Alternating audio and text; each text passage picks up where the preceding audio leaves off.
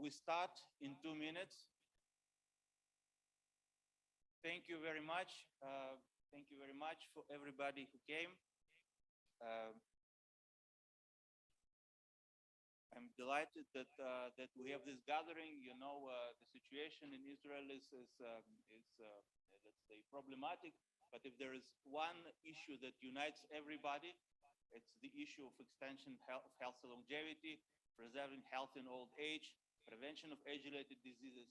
And I'm simply delighted that we are able to raise this topic to the public agenda even a little bit. And I hope this conference has become a tradition. Thanks to all the wonderful speakers who came. Some people had to cancel, including some of our welcome guests and also the Director General of the Ministry of Health.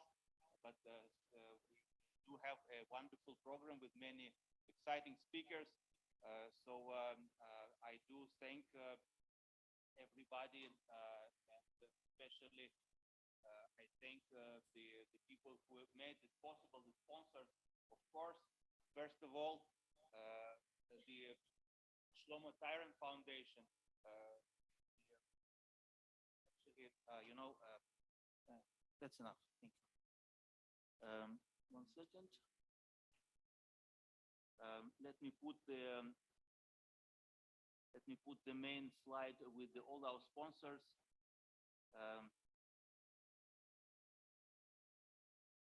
This one. You can see we have about 25 organizations that supported us, either as partners or as sponsors.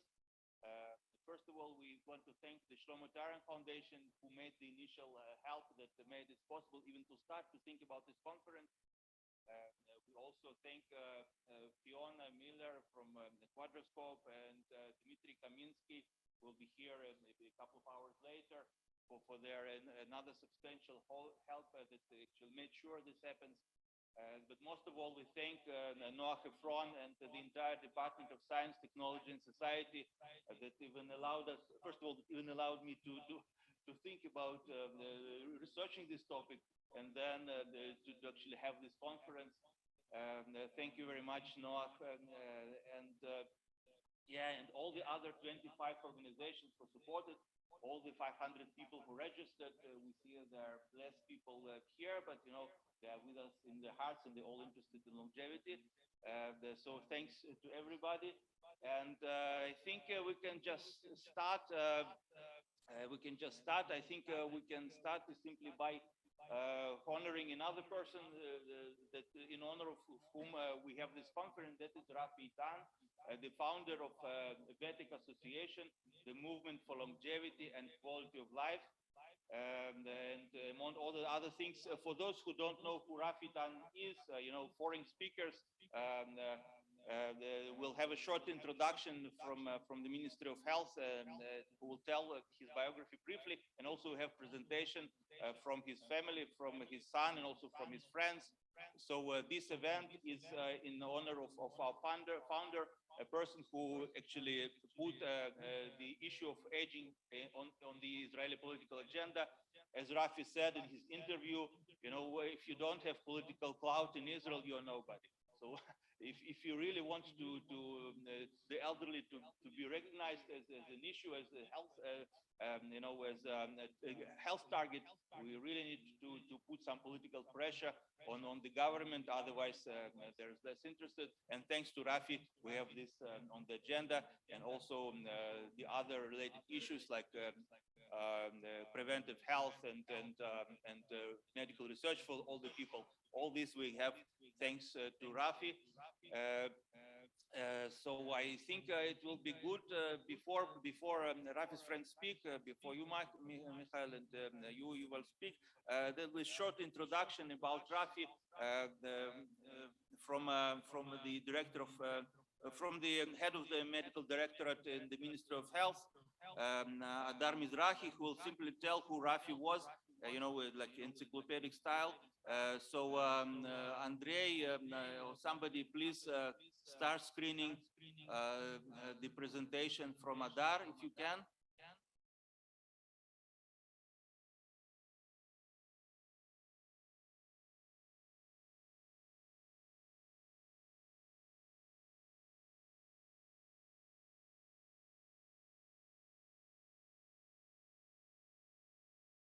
Can you start screening the presentation from Hagar?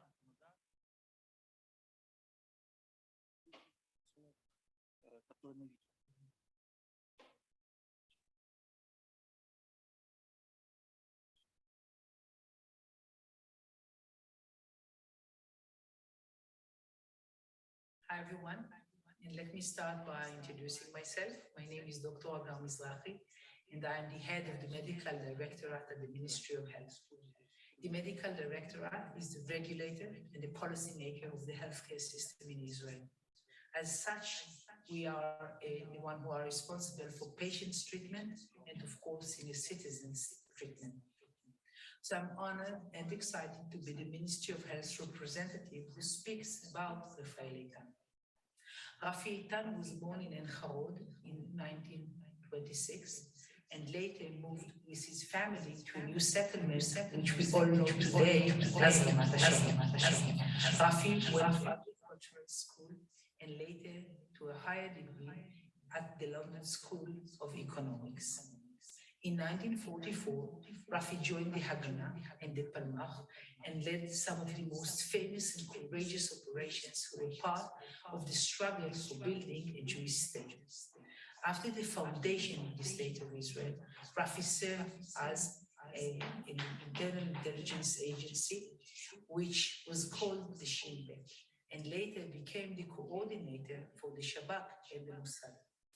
At that position, Rafi was the one who led and took part in some of the most triumphant operations for the State of Israel, including the capture of Adolf Eichmann.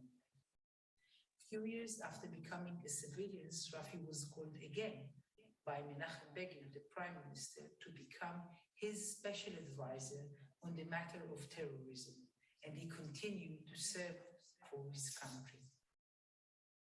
As I learned from one of the people who knew him personally, Barzilai, Rafi was an extraordinary person whose way of thinking was unique, and in a way, he was considered to be the one that simplified everything.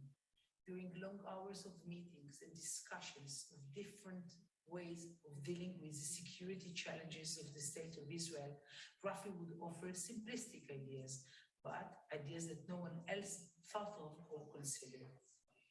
During the 90s, Rafi and some other members have built a party called Dor and Gil, and later they ran to the Knesset under the name the Pensioners of Israel, Gimla'ei Israel. Rafi became the first minister for senior citizens, and later that ministry became to be the Ministry for Social Equality. Putting senior citizens at the center of the governmental thoughts and interests, Rafi and his colleagues led to the understanding of both the importance of senior citizens in the building of these countries during the first years of our nation, as well as the understanding of the importance of creating better life for them and environments in terms of independence, healthcare, and financial resilience. Our challenges today is to optimize aging in Israel. It is a complex challenge, and in order to face it, we need many partners. Those partners come from different ministries, like the Ministry of Social Affairs, the Ministry of Finance, and of course, the Ministry of Social Equality. But we need also the help of other organizations, like the JOMS and many other moves, which I won't list due to time limits. All partners who joined up together in order to prevent deteriorations of elderly in terms of physical health and functionality. Israel is getting older and older. In a few years, the number of senior citizens will be doubled. We should build a better and supportive communities all around Israel and promote healthy lifestyle for elderly to make sure that the good, acute healthcare system would enable full and better treatment for it. We also must make sure that after getting sick, we should be better and enable proper rehabilitation treatment and by preventing further deterioration in health for the elderly. The Ministry of Health and others should make sure that elderly stay at home and within the community as much as possible and prevent institutionalizing people. We also need to make sure that if and when needed institutionalization, people will be treated at home, not at hospital. That is one of the major shifts and changes that the Ministry of Health is leading today. Thank you all for the time, and I hope for an interesting conference and hope you all enjoy this day.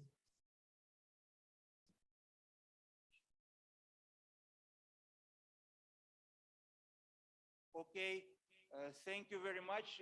That was for the introduction about who Rafi Eitan was. I'm extremely privileged to work with him, to had worked with him for about 5 years. And now we continue the agenda that he laid down to promote aging health through the Vetek Association, others. And now it is my honor and pleasure to give the floor to Kleiner, one of the oldest friends and the best friends of Rafi Eitan. Please, Michael, introduce yourself. I'm not sure how the best way to introduce you.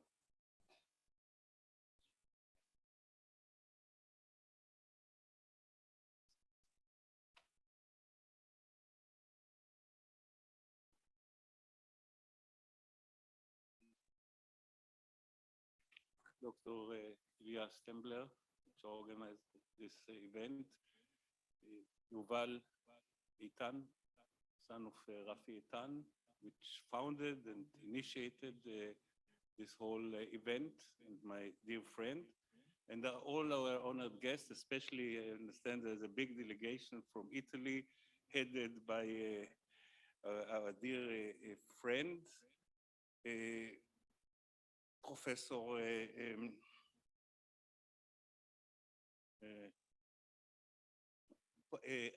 no, I don't know. Aaron.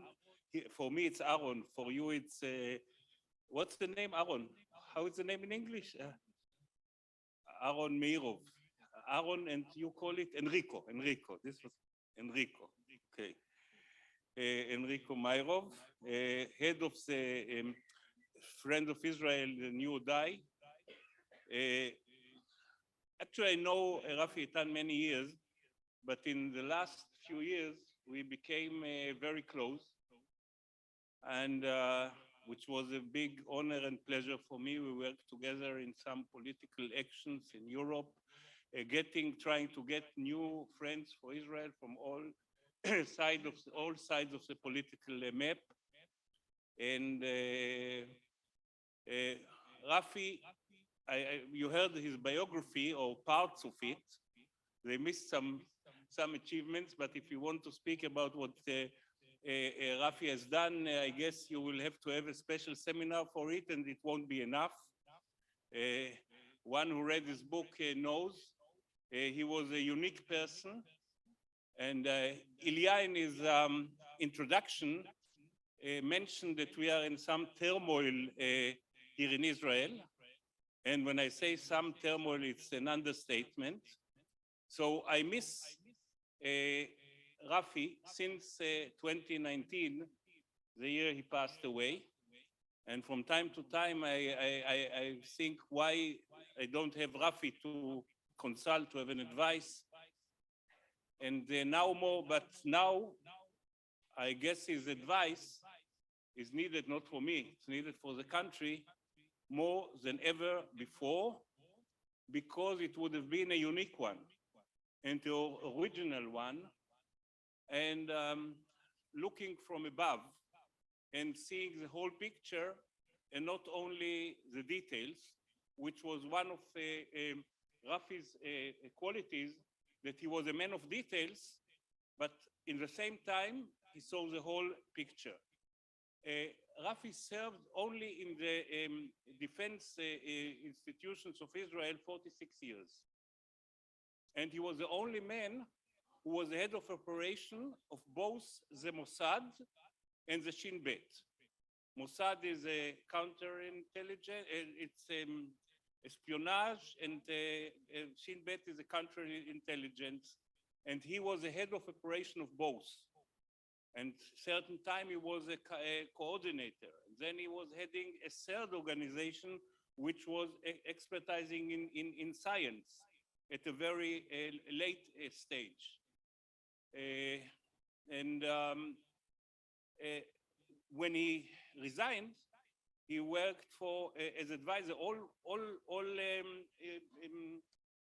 intelligence organizations in the world were seeking his advice, and the MI6, the British, when they were fighting the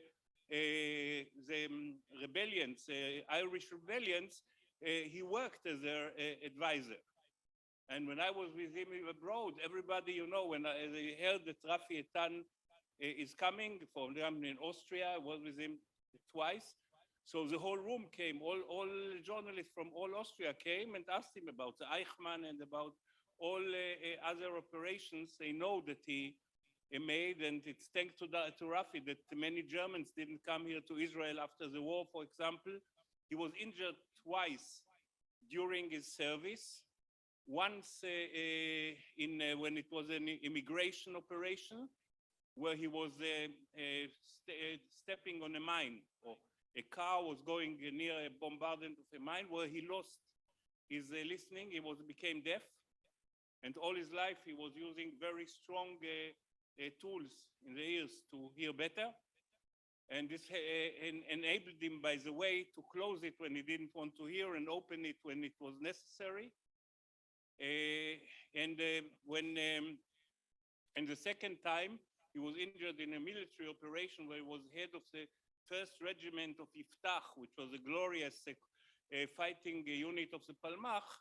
He was injured very severely in both legs and got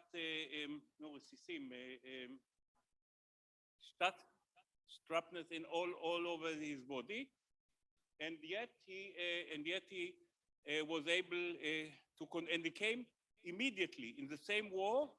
He insisted on coming back and fought some more battles. Now there's no intelligence book, serious intelligent books that didn't get an inspiration of some operations where Rafi was part of. And when I read it or somebody tells me what is the plot of a certain book, I say, this they took from Rafi Eitan. This was a man that when he came to politics, established a party out of nothing. He was able to get 7 seats, became a minister in Ehud Olmert's government. He was the one who made breakthroughs in the fight, and this wasn't mentioned, if I didn't miss it, in the fight for returning the Jewish property to Israel. Actually, when I came close to him was on this basis, because when I was chairman of the immigration committee of the Knesset, and then in the finance committee, I worked very hard on this issue of Jewish property. When Rafi became a minister, after I wasn't anymore in those positions, he asked me, by the way, to be the Director General. It didn't work out, but he was the one who took the flag, and he was the one that enabled us to make agreements with many European countries to give back Jewish property that was stolen during World War II. And before he passed away, he was very much still involved with Gila Gamliel, who became a minister of the ministry he established to solve the Polish problem, which is the most important one. And when he passed away, people started to quarrel with them instead of now, but it was now renewed with the government now, with Eli Cohen when he was in Poland, our foreign minister. But I don't think that the issue of the property, the Jewish property in Poland can be solved. Anyway, as I said, Rafi was one and unique, and he was always defying, challenging the word mission impossible, because he wanted to prove all his life that you should take out the word mission impossible from the dictionary. Because for Rafi, almost every mission he believed so, is possible.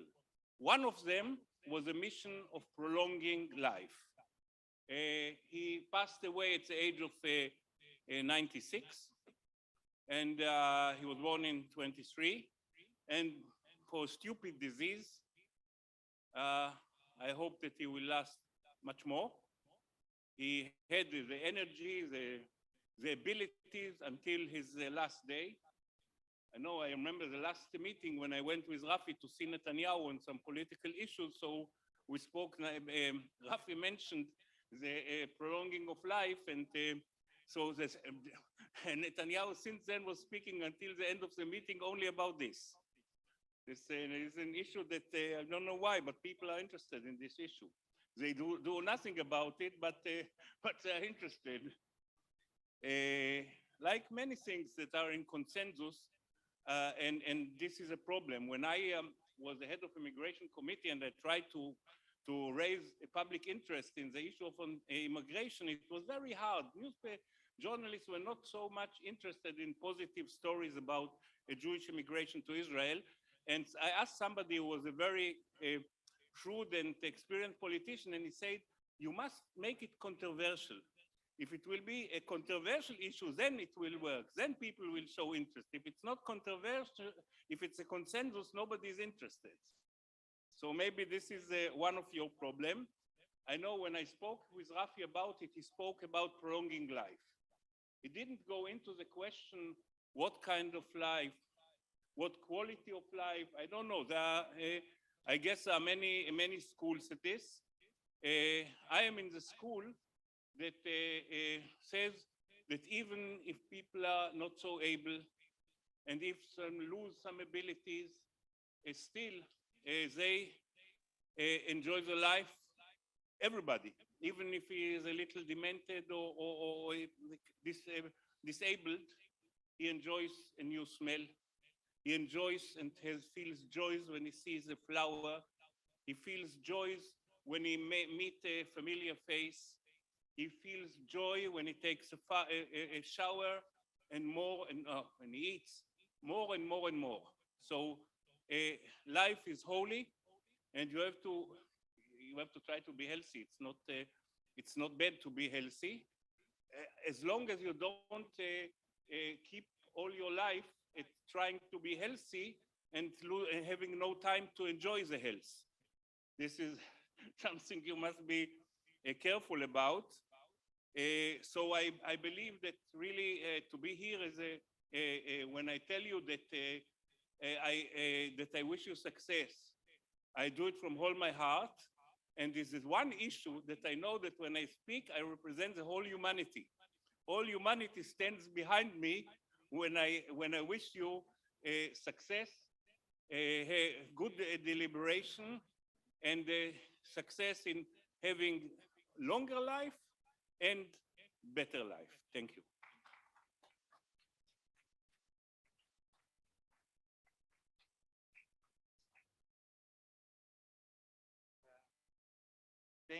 Thank you very much, Michael.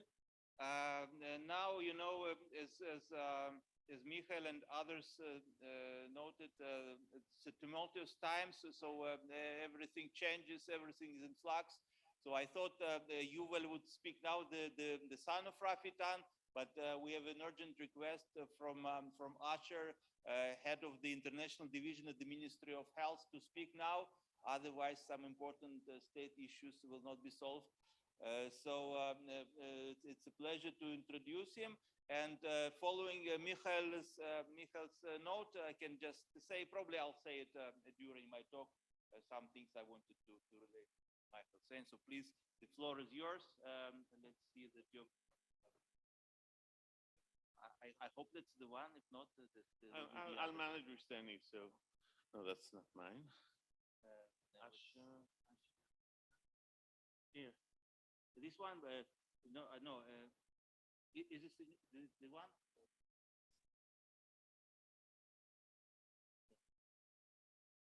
Yes, please, great. Down here.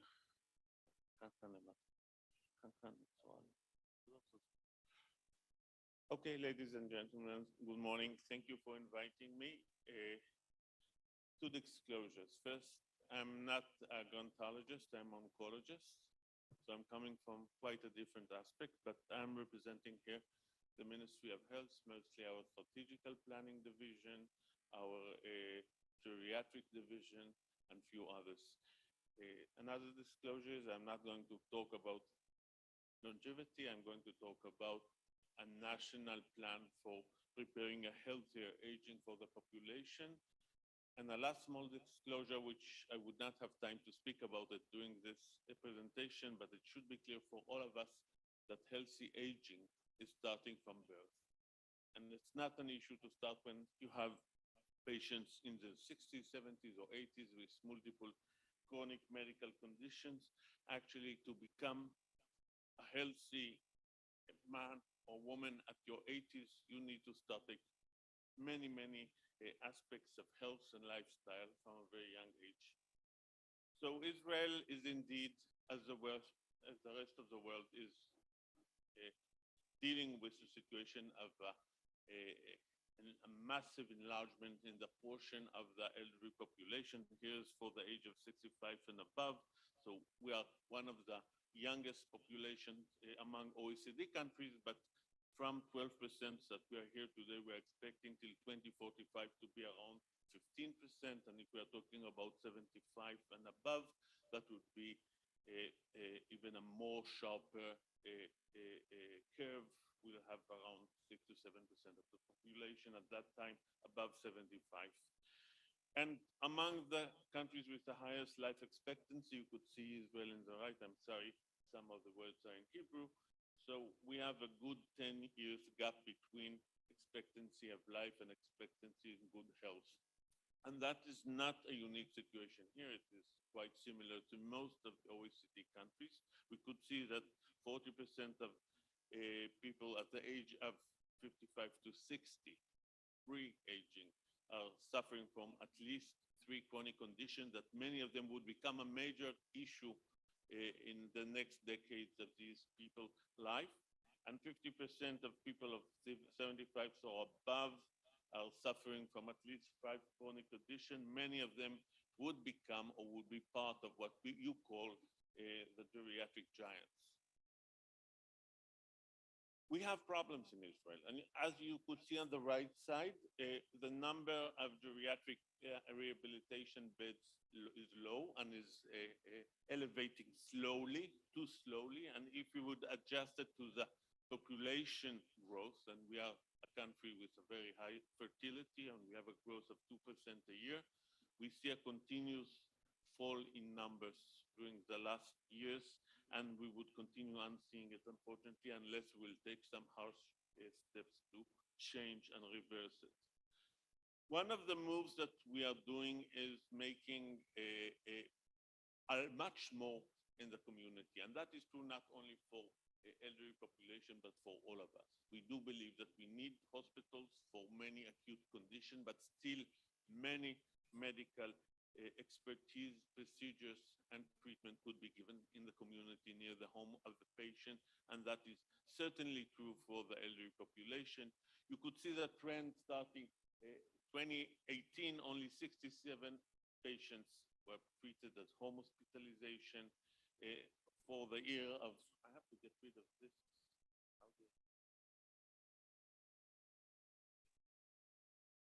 Grab it somewhere. Okay. Everywhere that I would grab it, it would create some problem. Yeah, tough life, Zoom days. So COVID came, and from 2020, we started to push strongly for home hospitalization. You could see the jump during the COVID years. So we have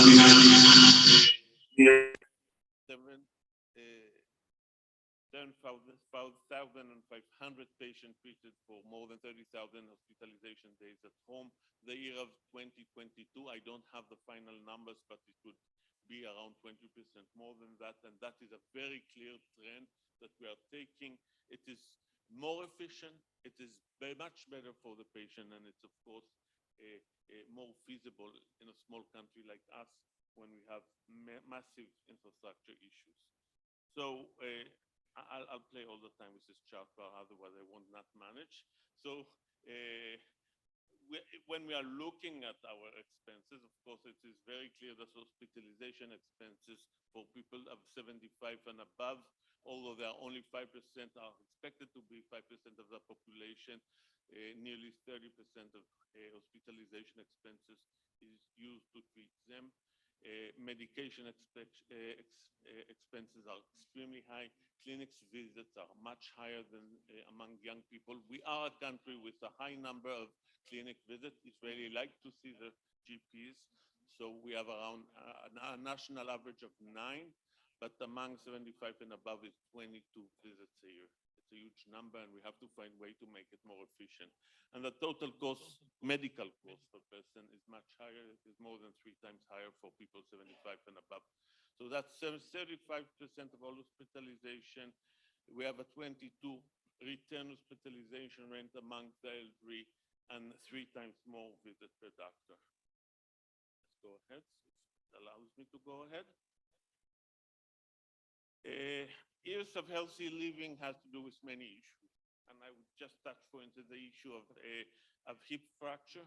So, of course, femoral fractures are common mostly among elderly people. We see it more in younger women, but then also in men. It's the same at that age. Other major problems. So, around 12% of 65 and above experience a fall, and 36% of all hospitalization patients who arrive with an injury are people above the age of 65.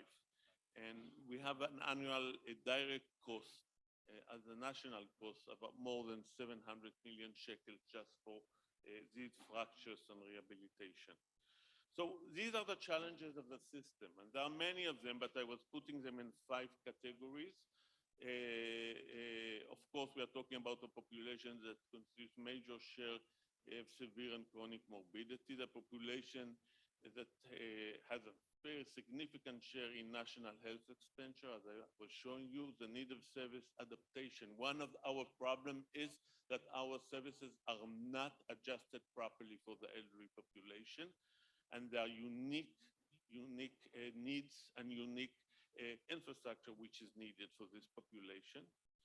There's lack of both of general and specialized manpower, and manpower is the main issue. And I'm talking about the whole range, the whole spectrum of manpower, from long-term caregivers who comes, unfortunately, mostly from a long list of countries, Nepal, Uzbekistan, and many others.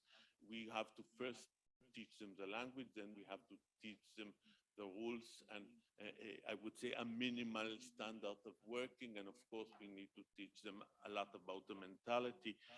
We have many success stories with that, but it's not an easy issue, and the state must take responsibility to find a kind of a threshold, the minimal threshold needed for these people, talking about specialized nurses, talking about specialized physiotherapists, occupational therapists, and certainly geriatric physicians.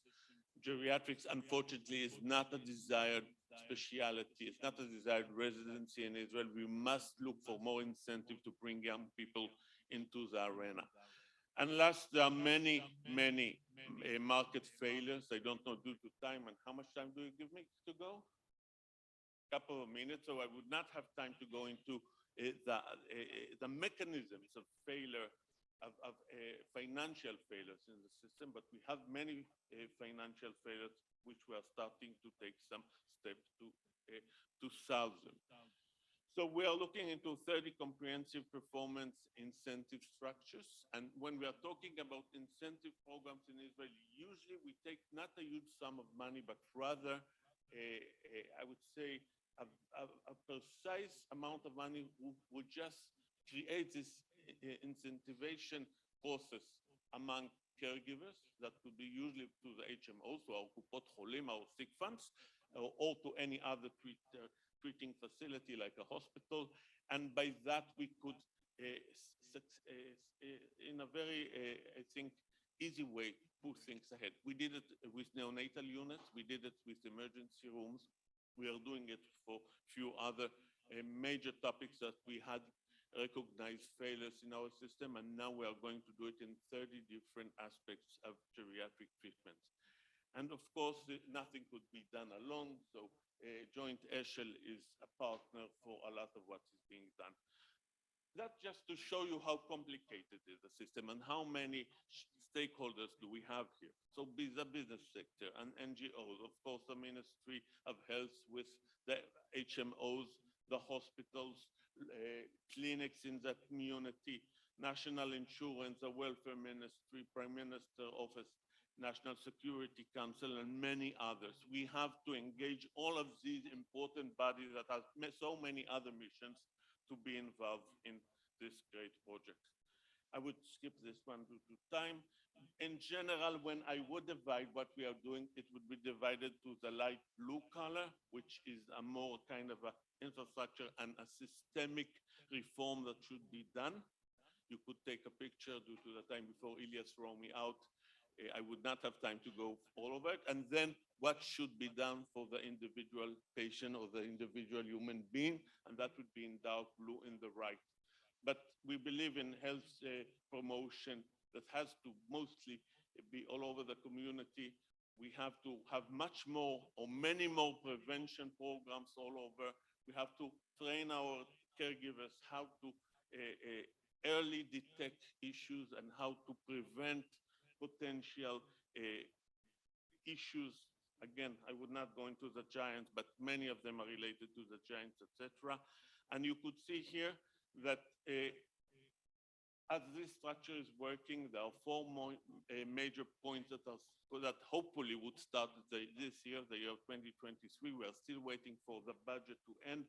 Hopefully, we'll have a state budget till the end of April or sometime mid-May, which would allow this program to run, but it has to do with early detection and primary prevention in the community, advancing prevention in primary care units, preserving elderly persons' functions in general hospital. We need to convince our hospital to put more assets into the unique needs of these patients to prevent fall, to prevent delirium, to prevent many other issues that we are dealing with. And of course, strengthening massively geriatric rehabilitation. We are spending a lot into general rehabilitation. Now we are opening 3 or 4 main new rehabilitation centers in the country. And we have to see that these centers are adjusted to treat not only young patients, but rather also the geriatric population. I will run for my last slide. You could have my presentation and share it. This presentation was presented to the government a few weeks ago, so there's no secret here.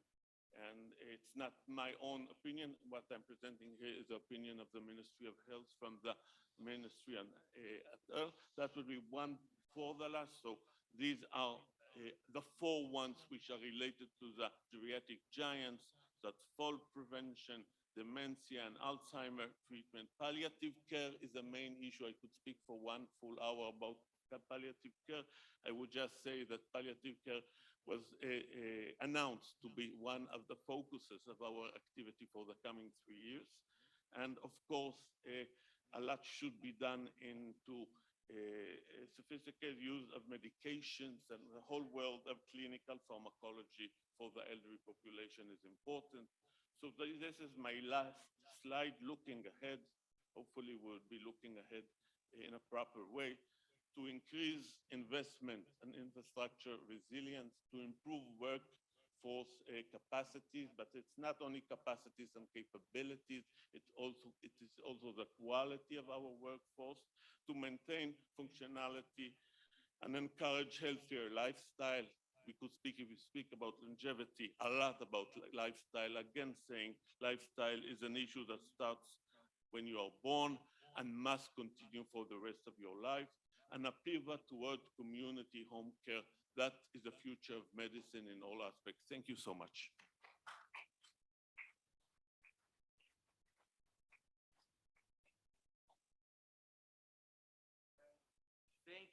you very much, Asher. We don't have time for questions, and I hope there are no questions, but actually the issue that we have is that we need more investment into research, development, and education for health and longevity. That's kind of the not so obvious, but also obvious purpose of this meeting. And I hope there'll be more interest from decision makers, from policy makers. And now it is my pleasure to give the floor to the son of Rafi Eitan, to the person who will speak on a more personal note. 1 second, and we'll just replace this with the picture of Rafi, if you can, or just 1 second. Wait, no, it's not the one.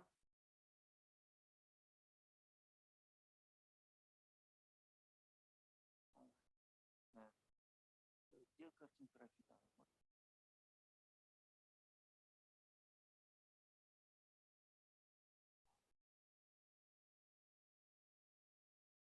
Рафи Eitan, знаешь, что Рафи?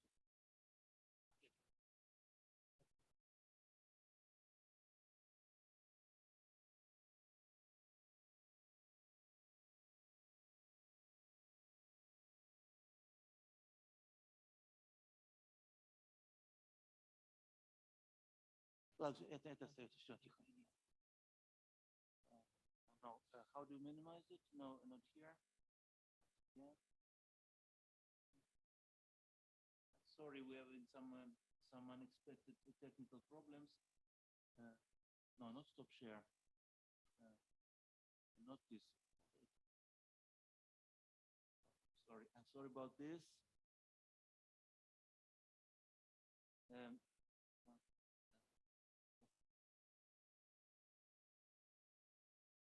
That's the one. Right. And yeah, I'm trying to make it full screen. No.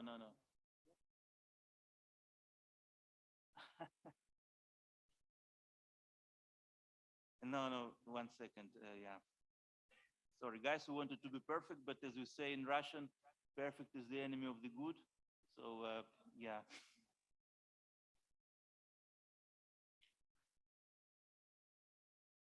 Уберите.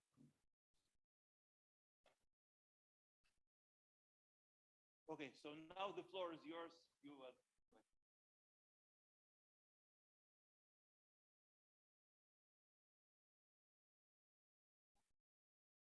I'll try and be short.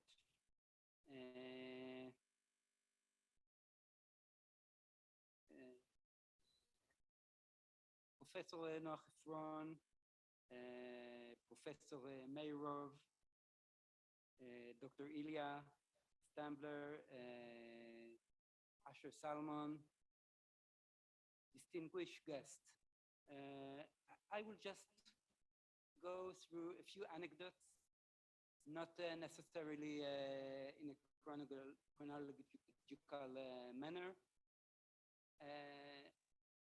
regarding my father. The first that comes to my head is the day that he passed away.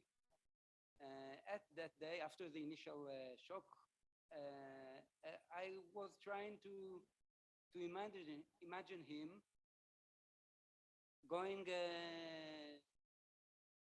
meeting the Almighty at the beginning of the afterlife. And then I imagine him coming to him with a plan how to improve the longevity and the quality of life of the eternal life. Because he was, till his last days, he was always with the belief of the belief in man, in humanity, in our ability to control our fate. And actually in a very naive way, one should say. He believed that research would find solutions to many problems which other people see them as unsolved. And this really defined him. This is one anecdote. Another anecdote is something I remember from quite a younger age. I think it was maybe at the late 70s or beginning of the 80s, that he, after taking, I don't know if overdose or too much of niacin, he was all flushed and red, having a toxicity reaction to niacin. So he believed already in these years when it was very rare, he believed in food additives, and they tried to do something about his own aging. And now the last anecdote that I would like to talk about is considering quite a let's say, failure of him, which is the Pollard case. After it all exploded and he knew, I mean, before it exploded in the news, but when he already knew that Jonathan Pollard was caught, and he acknowledged at the time that it was his personal failure. His, let's say,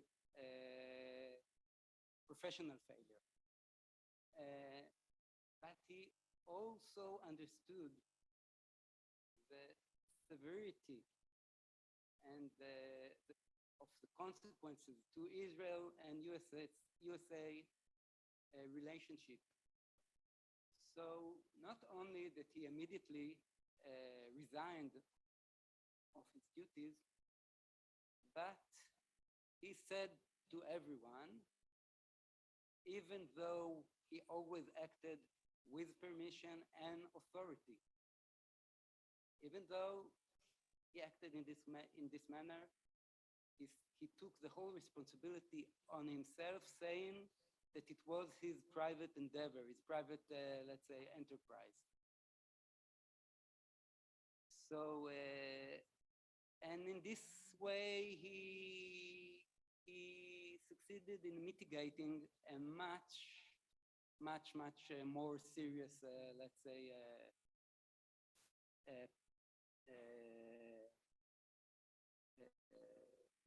problem with the relations between Israel and the USA. And I wish that today politicians, today leaders would take the same steps in being responsible from both sides, in being responsible to our future. Thank you very much.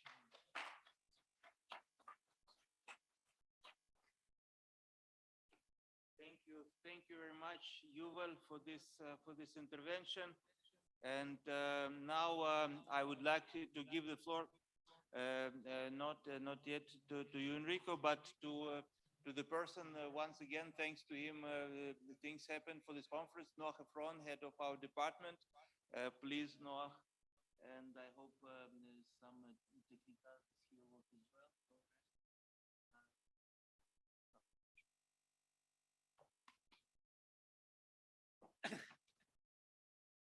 Thank you, Eitan, for those Yuval Eitan, for those really moving remarks. Ahead of this meeting, I browsed through issues of the journal Science from 100 years ago, from in the spring of 1923, and it surprised me to see how much there was in those pages about longevity and extending life.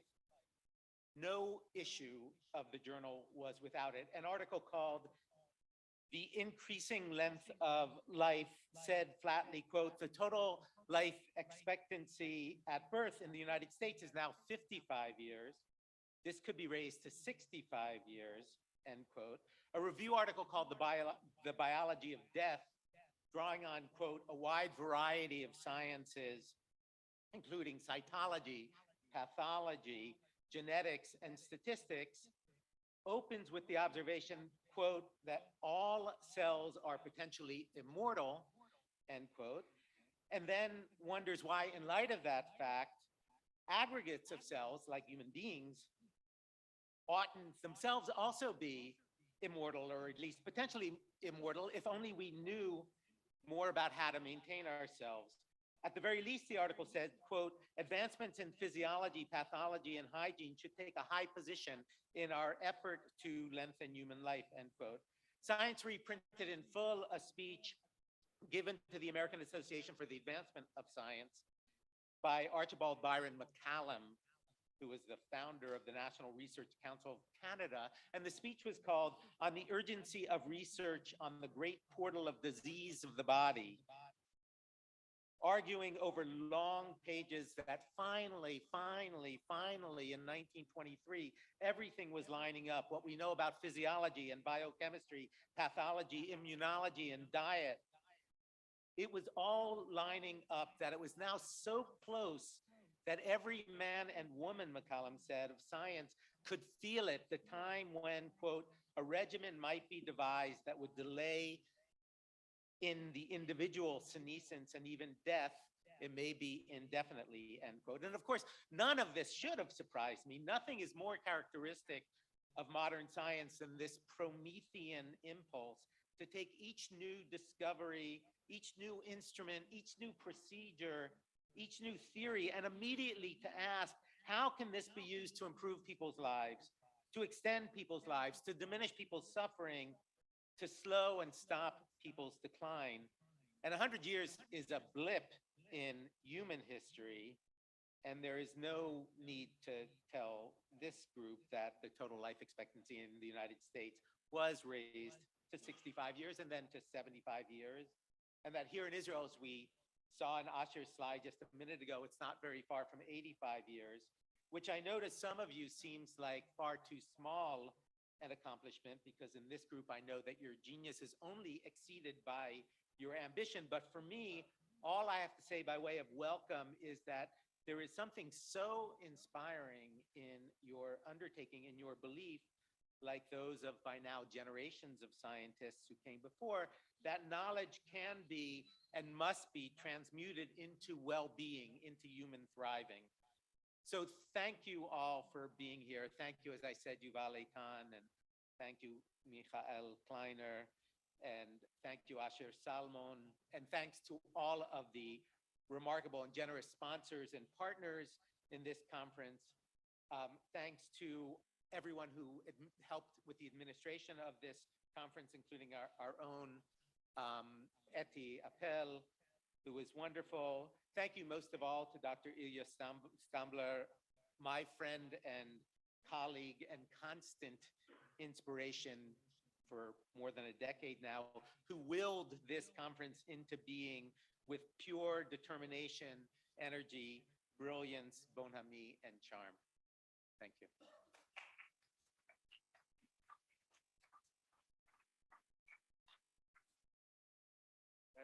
Yeah, thank you very much, Noah. That's been the discussion for 100 years at least. And now I'm happy that this discussion is joined by Enrico Mairov, also an old friend of Rafi. And also please introduce yourself to the best way you think it can be done. Yeah, please.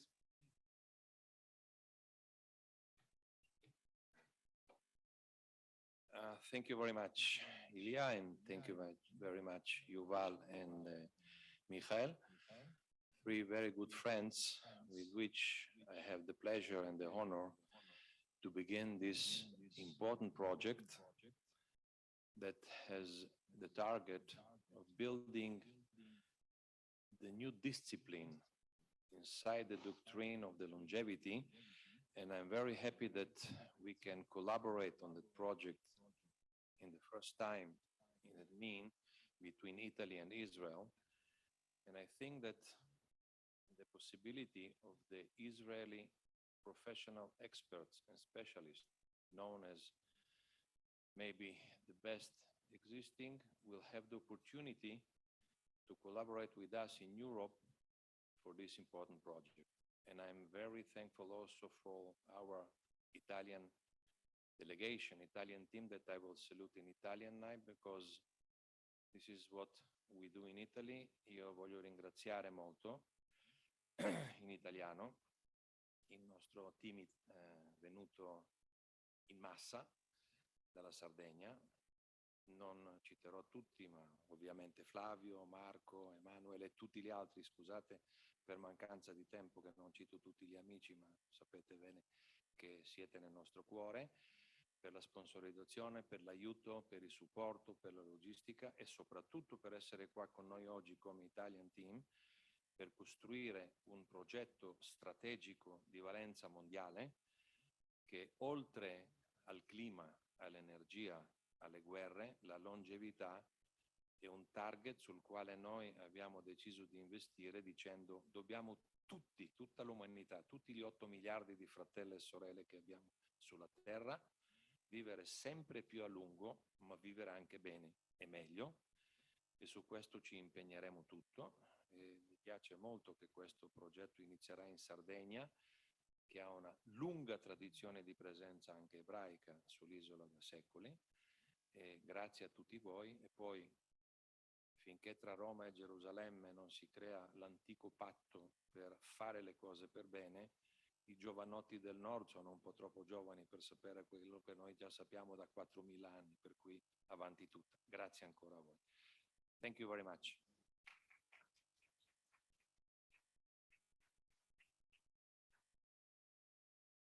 Thank you very much, Enrico. I especially like the last part. And now I will give the floor for a couple of minutes to the CEO of our Vetek Association, Hanan. Please say a few words and also say something nice about me. You know, I like it.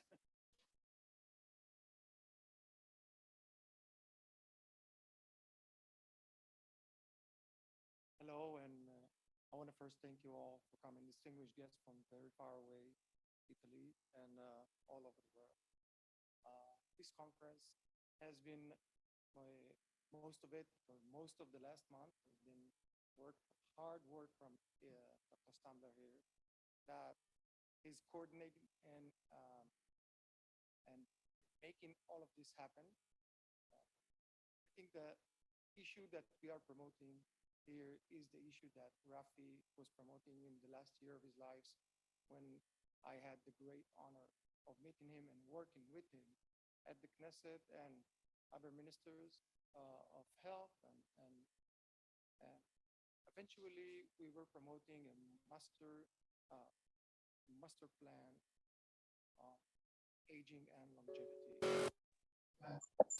Aging and longevity was not promoted because of the political counter and the coronavirus issue for so many years, and hopefully now that the government has came back to work again, we will have the chance to promote this master plan of longevity and attack aging and promote longevity in the Knesset.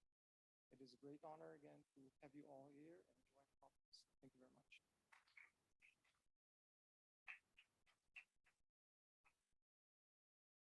Dr. Stambler, you've been doing so much for Israel and third age population, and this is not only a national problem, but an international problem, and your intervention and this kind of conference will actually help solve it. And I want to introduce Dr. Stambler.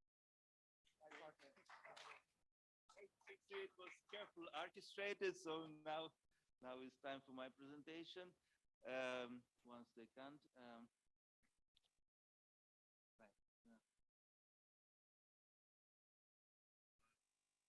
I will try to be very brief, so we'll have some.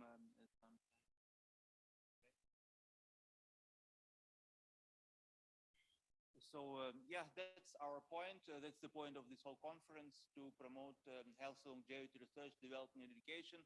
We feel not enough has been done for it. There was COVID, and there was political instability, and there was this and there was that. But hopefully, thanks to this conference and other initiatives, we'll move back on track and then start advancing this topic with all speed. If there is one topic that needs advancing, it is this extending healthy life for people, preventing age-related diseases. And we understand the main premise of longevity science is that if we really want to extend people's healthy lives, we need to intervene into the thing that mostly shortens the life, brings most diseases, and that is the degenerative aging process. So we need to tackle the problem at the root, to tackle the degenerative aging processes at the root. It's the main point of geroscience, not so trivial as it may sound in the first place, but this idea is gradually entering. The COVID should have convinced people to really the need to tackle health issues of all the people. We see that all the people were the most vulnerable, but then the solution, not just in Israel, but everywhere, was to lock people up, to isolate them, instead of look at the underlying health, instead of trying to intervene into degenerative aging. But now, hopefully, the COVID is subsiding, so we can go back to advocate for aging health. Because besides COVID, aging is also the main risk for all the other diseases, all the chronic diseases, infectious, non-infectious, everything. If we really want to deal with preventive health, we need to deal with aging. And I would argue that because we didn't deal with aging enough, we also didn't do so well in our treatment of COVID.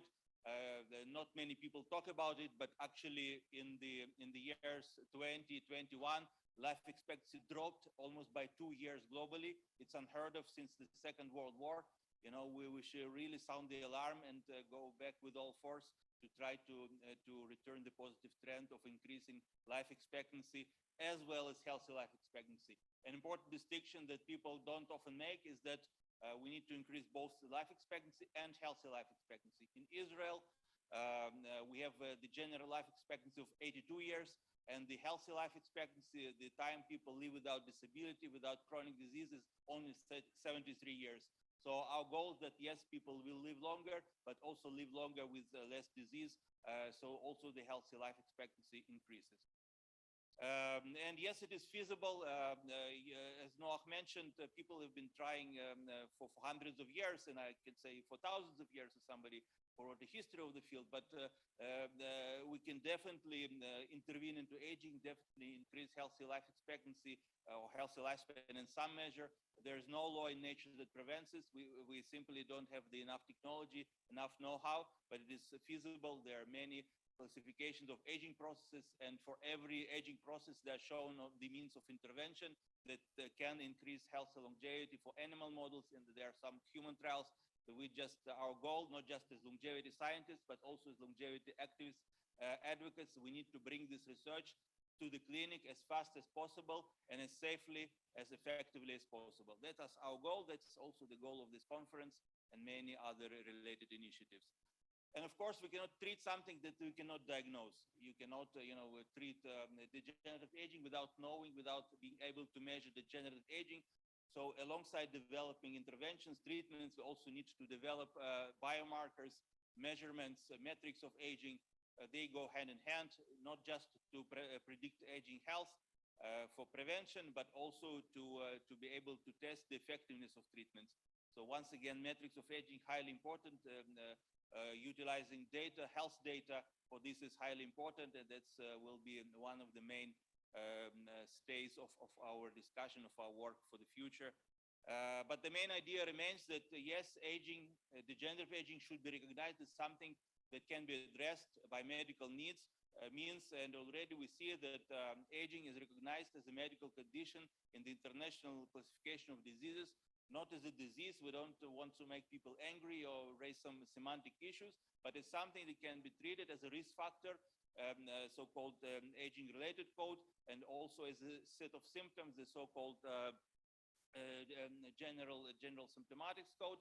So yes, we can address aging as such by measuring it, by trying to intervene it to extend health longevity. It's absolutely necessary. And I'm happy to say that in the report that our organizations that I was involved, such as BGRF, where I'm on the board, or ILA, International Longevity Alliance, where I'm on the board, were actually instrumental for introducing this code, aging-related, into the ICD. But that's just a start. As we said, it's just the first step. We need to develop metrics. We need to test interventions. But still, that's a good achievement that was only done last year, very new. Once again, advocacy is very important, not just science. Without public support, without state support, governmental support, scientists simply don't have the money to do their research. So that's why advocating for aging health is very important. One more example from our advocacy in 2017, the World Health Organization didn't include aging into its work program. Aging is not an issue for global health. So we raised public outcry. Hundreds of organizations wrote to WHO, demanded this issue is included, and it was included. You can see the head of the WHO aging division says, WHO listened, this issue is included. There are some metrics for healthy aging. So that's how it should be done. In Israel and everywhere, through advocacy, through convincing decision makers that aging is important for health, it is important for us to address aging. The economic, the social needs should be obvious. This is the famous, the so-called longevity dividend. If we're able to extend health longevity just by 1 year, people say, why? People will live forever. We're not talking about forever. We're talking about being clever enough to extend healthy life by 1 year. And the savings for our healthcare system will be billions. It was estimated that for a large country like the United States, the savings from extension of 1 healthy year will be the trillions for several decades. For Israel, it was estimated to be about $1.5 billion. We are now working also with partners on what is possible, working to develop more precise metrics. What will the state of Israel will save by treating aging, by extending health longevity, and the savings will be huge. So that's really a policy topic that needs to be advanced. Israel obviously has a tremendous potential to advance in this field as a global technology hub, as a biotech hub, people with excellent skills, with excellent workforce, connections around the world. So there's no reason why Israel shouldn't be one of the leading countries in this field. And as Rafi Eitan said, it is our goal actually to, I can quote in Hebrew, but it is our goal to make it so that Israel is one of the leading countries for the longevity and quality of life. We have all the prerequisites for that. We just need to apply this potential. And we try to do it through various initiatives, through policy papers, through outreach. Also, we will soon, together with our partners, the Aging Analytics Agency with Dmitry and others, will be here. By Gerontology Research Foundation will issue a longevity industry report for Israel. They'll try to boost the longevity ecosystem for Israel, show the important players to draw attention to this field, to this industry. So that's also one of our initiatives, because right now it's not recognized as much as it should. You see the budget for science, the state budget for science is about $2.7 billion, shekels. And the funding for aging-related issue is simply minuscule. It's simply nothing in comparison, about 0.5%. If we get 10 million shekel call for proposals from the Ministry of Science, we should be very thankful. Obviously, it's nothing in comparison to the actual need. We need to really invest massively in research, development, education for health and longevity. What else do we want to invest in? I mean, come on. It should be obvious, but it's not obvious to decision makers. But hopefully, thanks to conference like that, it will be more obvious. We really need to increase budget and funding for this issue. And actually, all those topics are part of the Israel National Master Plan on Aging. Not many people remember now. In Israel in general, we have a short memory. But in 2019, there was issued an Israel National Master Plan on Aging. There was a special committee in Knesset that sat for 2 years with the best experts in the field, and they developed a national master plan on aging, different topics, social topics. But one of the topics that I'm proud that our society introduced, the Vetek Association introduced, was enhancing research, development, and education for health, longevity, and prevention of age-related diseases. That's exactly the name of the topic in the Knesset Master Plan of Aging. That's also the name of this conference. The actual goal of the sponsor is to try to revive this initiative from back in 2019. And the three main points were to increase funding for aging research, increase education for aging research so people even know what aging is. There are almost no courses about aging anywhere, even in medical schools or biology departments. People don't know what aging is, or sometimes it's not even mentioned in textbooks. So we need to increase education about aging on every level. I would say from kindergarten to matnasim to community education. And the last point is developing metrics of aging in order to develop preventive intervention. As we said at the beginning, you cannot treat something you cannot measure, so we need to use the excellent health data we have in Israel in order to develop metrics for aging and also to test the effectiveness of intervention. Those are the 3 points that we hope to revive through outreach in Knesset that we renewed, through this conference, through all the initiatives, because that is needed. If there is any policy issue that needs to be raised in Israel, it is this one. And everybody can contribute his or her part. We don't need to wait for the government to do things. Everyone can contribute to learn more about the topic, to lead a healthy lifestyle, to join together with association with others, and just to create a really strong health longevity movement as citizen scientists, as professional scientists, as advocates, as activists. And this way, hopefully, we can advance and, of course, promote international cooperation. Some of it Enrico mentioned with Italy, but the same way can be promoted with UK, with the US. I can tell you more about the initiatives. And also, Michael told about Rafi's work with Poland. I can disclose here. I don't know. There's no need to keep a secret. There was actually planned to use some of the funding from the Polish government to fund cooperation between Poland and Israel for health and longevity. So we need more initiatives like this that will actually go into force, that will actually bring therapies to people of Israel and around the world. So once again, I thank you for this opportunity to be part of this community, to be part of this movement. Thanks to everybody who came here. This concludes our first session. So now we can go for a little break, coffee, and we can be back here in 15 minutes for scientific discussion. Thank you very much.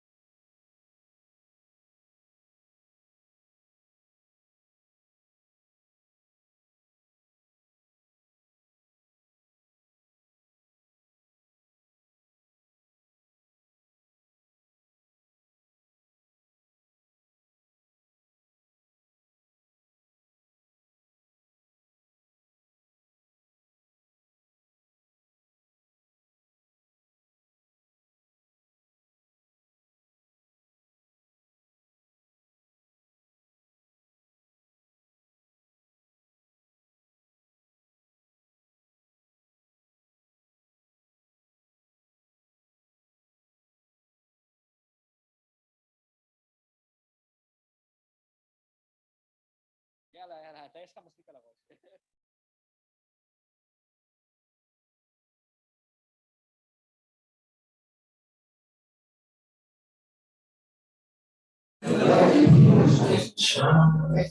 אולי נעשה את זה בגלל מה אתה אומר? נראה לי זה הכי טוב.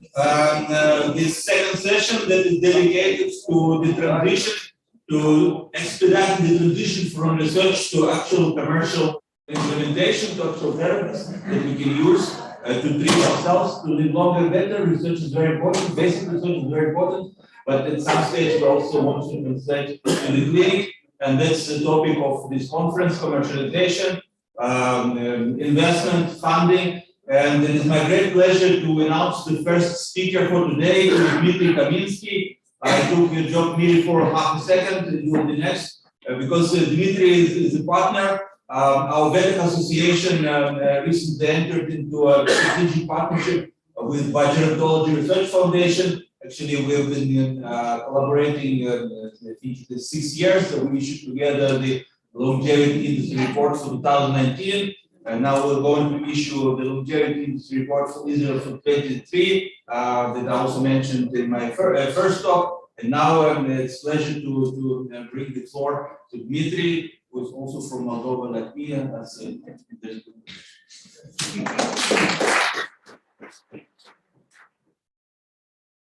Afternoon. Hello, everybody. It's great pleasure to be here today. So I'll talk about the framework and about commoditization of the synthesis, because it's quite essential to bring, without this commoditization, there will be no option how to bring big institutional investors from sale of trillions of dollars. And this industry actually requires not billions, not hundreds of billions, but trillions.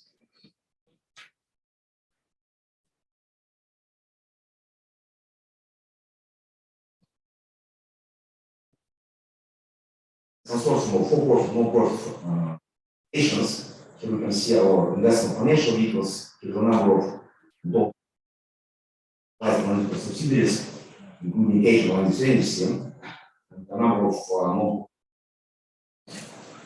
also my network organization. We are quite focused on applications of advanced science, mathematics, artificial intelligence in all our majority of our programs.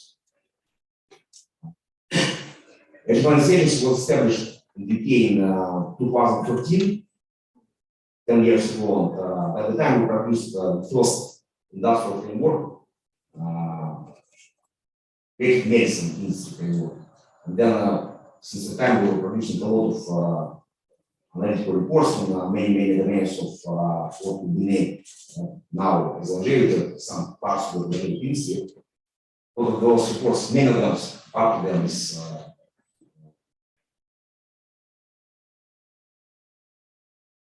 charge way, so there are many of them are open source.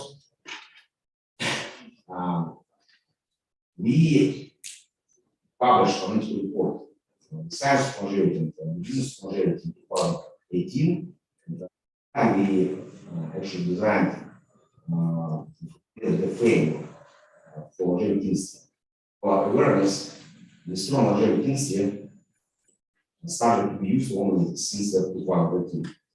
Now it's a common term, but previously most different participants of this much broader.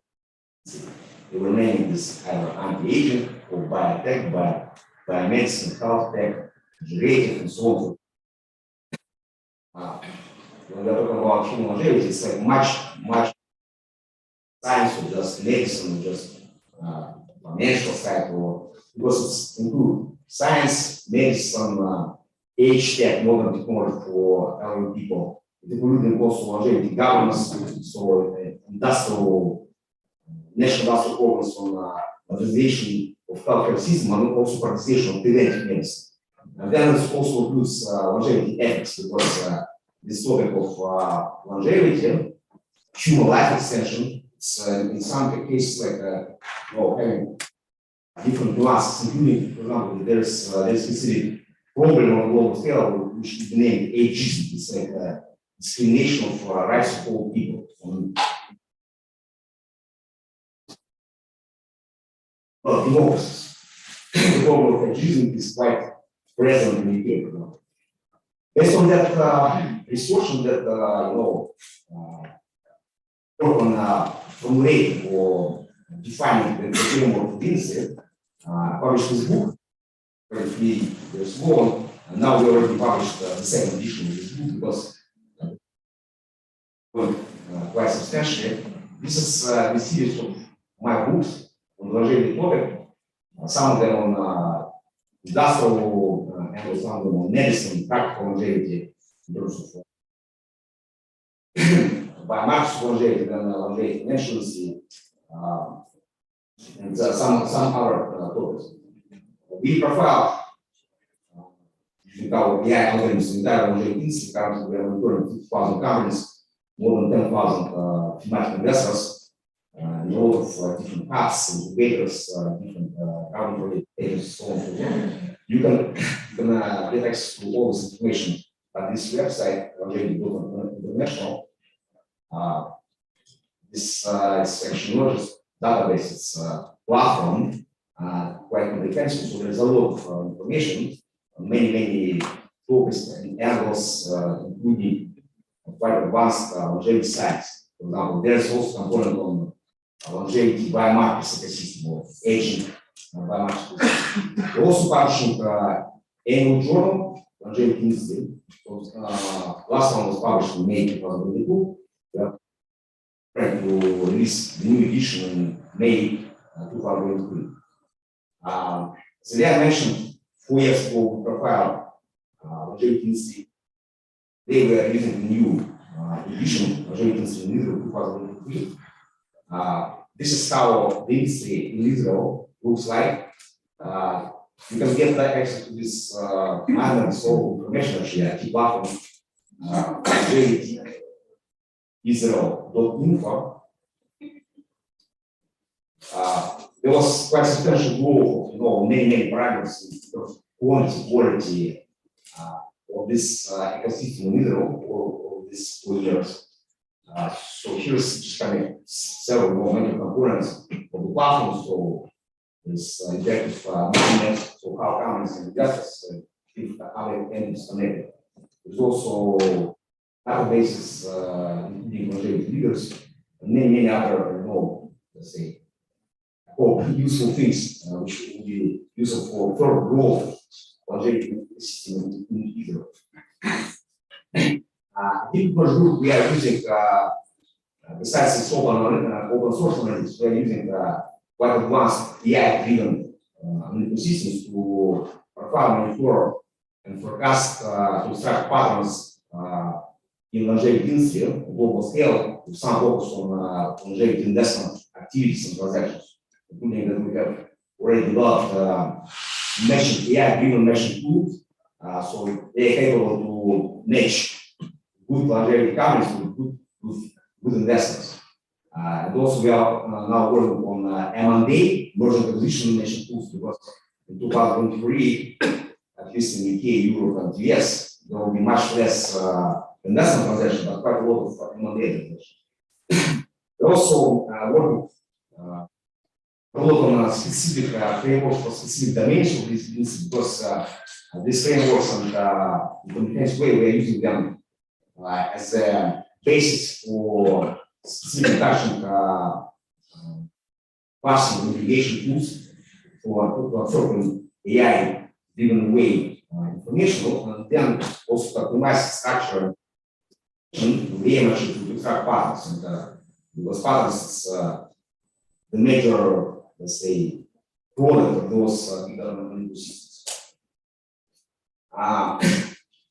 One of the projects I'm providing more at different groups is longevity financial industry. As you can see, of course, we started with production of framework. We also produced quite a lot of many of these reports and investment data for longevity industry, so they were published over the last couple of years. You can find them in open source way at our website. I'm planning to publish this book, Longevity Financial Industry, in the next 3-4 months. So it will be actually about monetization of longevity industry and how to accelerate and enhance participation in this industry, not only venture investors, but also big financial institutions, including healthcare insurance companies, in sovereign bond funds. So you understand the scale of numbers which we are talking that average size healthcare focused insurance company with yes, it will be between half trillion to up to 1.5 trillion. There's several of them which are at the scale of 2 to 3 trillion dollars. For healthcare insurance companies, extension of healthy period of life, extension of life and healthy period of life of their clients is straightforward, beneficial to their business model. Whereas, for example, for pension funds, it's like very dangerous when life insurance for their clients. So that will be about combination of deep technology principles, because longevity is very forefront of the name, or there's such term, deep tech principle, because for actual practical longevity, especially on industrial level, there will be quite a lot of additional, much more advanced technology compared to just what we name traditional biomedics. Longevity industry, so we can also, profile the size of industry.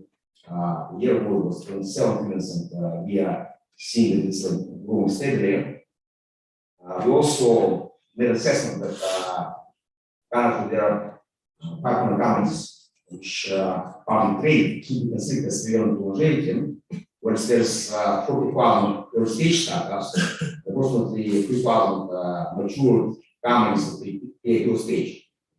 What we are doing in our work, we don't do part of it is actually focus on these companies, because if some of them will become public traded, it will mean that liquidity and efficiency of the longevity industry financial scale will increase significantly. It will mean that it will become more and more interesting for big institutional investors. For your awareness,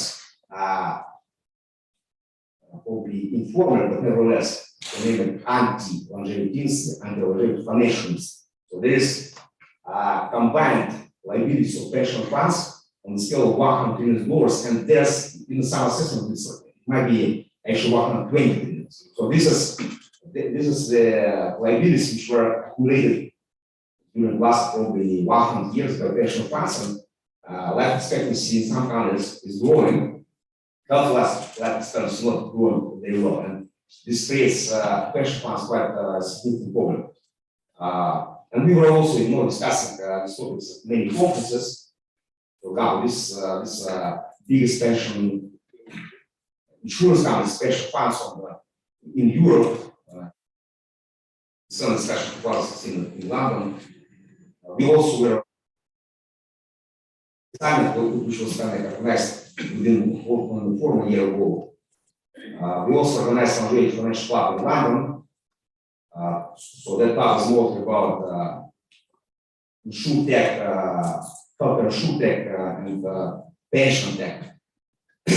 We established, I'm bringing a couple of examples of actual practical projects which we implemented already. So this is end-to-end investor platform for tech startups and investors, and a little bit more focused on longevity startups. This is longevity, dental card longevity platform. So this is startups implemented in Ilan, so dental card is longevity card. And it's also going hand in hand with so-called platform. And we're also building a platform as a kind of marketplace for health tech, longevity-related product services, and many other things. On the left, here are sampled orders which we already implemented, so it's like already live, implemented over the last 3 years. On the right is several projects which we are currently working on, including longevity investment bank and longevity thematic stock exchange. On the other hand, you can't take money there, so that means that aiming to improve financial side of the industry, improve structure of the industry. We at Technology Group, all our major top executives, so they're kind of a little bit more interesting, besides very important, to extend their life of their, let's say, members of the family. So over the last 7 years, we were monitoring profiling companies and scientists who were working on aging and longevity biomarkers.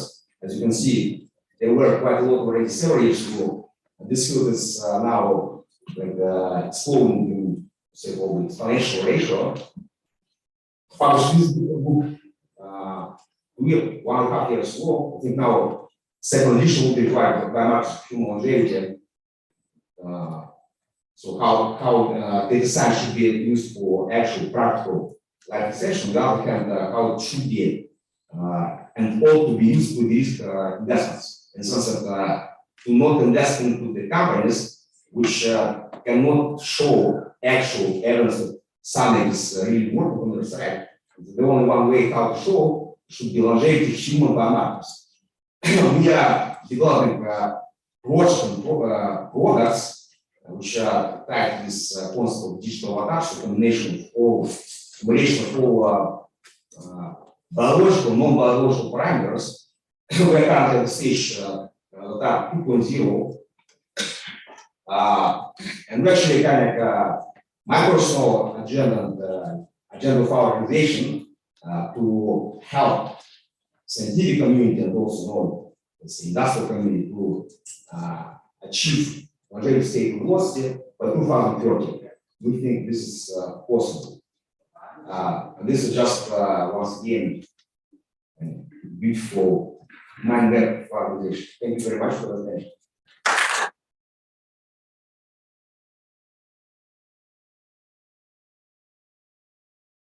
Nice to meet you. Hi, everyone. My name is Enrico. It's nice to see the room filling up. I've been spending the last few months just playing a small part in helping Hanan and Ilia organize this conference, and it's nice to be part of this community. As mentioned before me, the role here is to ultimately create and grow a longevity ecosystem, and of course that includes a very important part of the ecosystem is not only research and the clinic, but also obviously industry. And in order for there to be industry, we also need investors who can support the innovations that are coming out of academia and elsewhere. This Longevity Nation conference actually takes me back exactly 10 years ago to when I was executive director of Israel Brain Technologies, and we had our first Brain Tech conference in 2013. And our to turn Israel to the startup nation into Brain Nation. So now we're talking about turning it into Longevity Nation, and I'm happy to be on stage to essentially just introduce two women who are from the investment world, and they're going to talk to us about their roles in leading investment activities in longevity. So the first speaker will be Fiona Miller, an old friend and colleague who is here from Boston. She's the managing partner of quadraScope Venture Fund. Please welcome Fiona.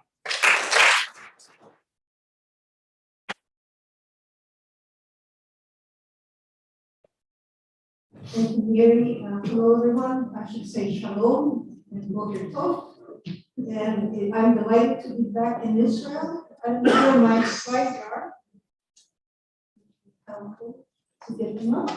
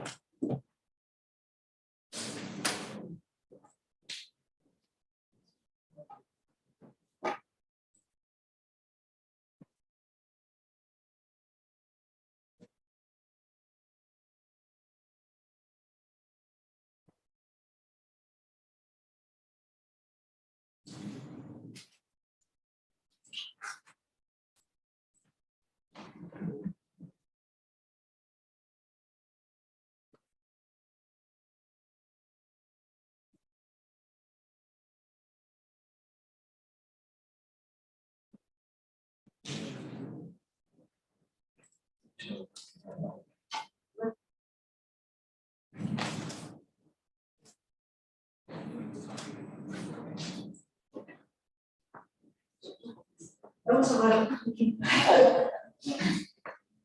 anyways, well, I am delighted to be here in the longevity startup nation of this. Last time I was here as a CEO of quadraScope, visiting customers. Our wireless test products are still being used here, and today I'm here as a managing partner of quadraScope Venture Fund, investing into stage companies that are working to dramatically extend human health span. That's what we do. We're very fortunate to have an amazing team here. My partner, Dr. Mairov, is responsible for collecting and analyzing most of the data I will be presenting here. Now, 3 of our advisors are Israeli, Nir Carmela and Dmitry, and that's not by accident. Israel is a nation of tremendous talent, intelligence, and industry and enterprise. And quadraScope will be focusing on finding the talent and funding and enabling companies. So Dmitry just talked about trillions of dollars, 33 trillion, I think, in 2028. That's an entire big market with fintech and everything else around it. Now, my partner Jose just took a look at very direct spending that an aging population spends money on. What do we spend money on? Mostly on diseases. And so these numbers, by the way, our slides are live. So if you'd like a copy, I'm happy to provide. You can click on a lot of links here, almost on every slide, and go to the back numbers. And so what we took is just, let's say, diseases and things like cosmeceuticals, right? So if we are able to bring the technology that truly reverses our biological age, we're not going to be spending money on cosmeceuticals, we're not going to be spending money on cancer, we're going to spend money instead on proactive medicine that keeps us going. So we just took and added up these numbers, and they add up to, we can put our finger on $1 trillion. It's probably a very conservative number. In fact, this number doesn't even include stays. These numbers, even for diseases, don't include hospital stays, just pure treatment. And so what this means is we're not going to spend money on hospitals if we stay biologically young and healthy. So this is kind of the idea for longevity biotech industry. So in response to that, we see some investment, and this is significant investment. Okay, if you look at, let's say, 2021, right, we see about $7 billion invested, and total biotech investment is around $40 billion. And of all biotech investment, that's a very big percentage for a tiny little nascent industry. And it's continuous. Many of you probably know Altos, others invested on cellular reprogramming. So much of these, and you can click on some of the links and see all the details of the deal. So this is very simple. A lot of this investment is made by wealthy individuals, and we actually made a list of them. And you can see who's who. You can see Jeff Bezos, you're in there. Sam Altman was just in the news for renewable bio investment of $8 billion. And Dmitry, you're on here too. You're right here as well. So I am very grateful because people are enabling industry. And a lot of us are, right now I'm in my 60s, and a lot of us are really racing against time to stay healthy. Because what's the life expectancy speakers were saying earlier on, it's in the 70s in the United States. So how much time do I have without intervention? I'm going to be gone in 10 to 20 years. So yeah, we need to do something about it. This is a plot that's commonly brought up. It shows an exponential increase in the risk versus age. Right? Nothing new here. Spot it occurred to me, there is another exponential function that's really here. And that is the longer we live, we have an exponential increase in our intelligence and resourcefulness and creativity. And so just as we get to that stage of life where we have all this experience, we're being taken out. And that's a tragedy. And so if we can keep ourselves alive and taking advantage of this exponential increase in our industry and intelligence, we can completely change. So here's another, not that we need more proof, but this is a very interesting pool study. It takes advantage of machine learning to analyze about 3 cases of disease showing the age at which disease happens, the onset of diseases. You can see there in the 70s, some of them are a little earlier. 3 million, only machines can take that, take a number and classify it into different categories. And that's an interesting piece of data. But even without this data, we kind of know what's going to happen with age. And with me, realize that I'm getting to an age where I'm going to get some terrible disease. And electrical engineering is not going to help me.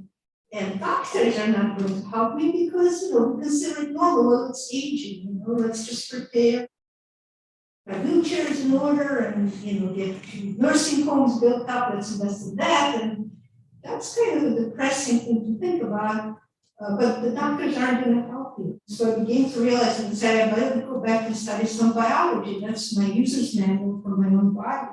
And so as I was exploring all that and browsing the web and learning a lot and taking classes, I came up at Google in the UK. And it's just as relevant today as it was in 2014 when he gave it.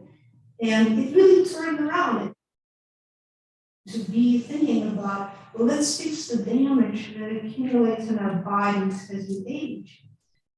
Let's fix that damage and get ourselves to a younger biological stage instead of preparing to deal with some disease, and maybe I don't need to deal with the disease anymore. So that kind of turned me and focused me on space. So looking at a little bit of history, Aubrey published his first paper with a team of scientists from SENS back in 2002. This is about 2 decades ago. And this paper is a precursor to the hallmarks of aging, which probably most people here know what these are. These are the damage types that Aubrey was the pioneer. He basically defined 7 damage types and said, if we fix them, we just focus on fixing them, that's a lot easier than finding treatments for hundreds and hundreds of these age-related diseases. We don't have to tackle damage types are the root cause. That was the very first time someone started thinking that way. 10 years later, hallmarks of aging paper followed, defined 9 hallmarks of aging, and 10 years hence, just this year, we get a revision of this hallmarks of aging paper, which increased the number of hallmarks to 13. These are the people who did the work. So they pioneered basically this rejuvenation, this longevity biotech field. This is Aubrey's team here, and this is the team that created the hallmarks of aging papers, and I could figure out how to hide this. Right there. Okay, so you can see again, we have in the square brackets references. It's a very nice slide. You can go and click on the links to pull up the state. So this is who is who in the longevity space today. And, okay, so just as a review, these are the 13 hallmarks of aging. So that's the standard now. And these are original 7, Aubrey likes to call them 7 deadly things. And it's a very good paper, still very relevant. Nice thing that Aubrey's team did is they define the 7 deadly things. They also define how we can go and fix it. And that's really the most important thing. So hallmarks of aging, what are they? They're defined by 3 things. They advance with age. It just depends. We will lead the best lifestyle, we exercise, we eat right, we sleep, we don't have stress, we have a great family. They're gonna be advancing, maybe slower if we do it right, but they're advancing. And if we accelerate aging by basically accentuating these hallmarks. And one example of that is about 10 years ago, Judy Kaminskiy and some scientists from the Mayo Clinic, they experimented with mice. They took senescent cells, cellular senescent cells, and they demonstrated they accelerated aging very dramatically.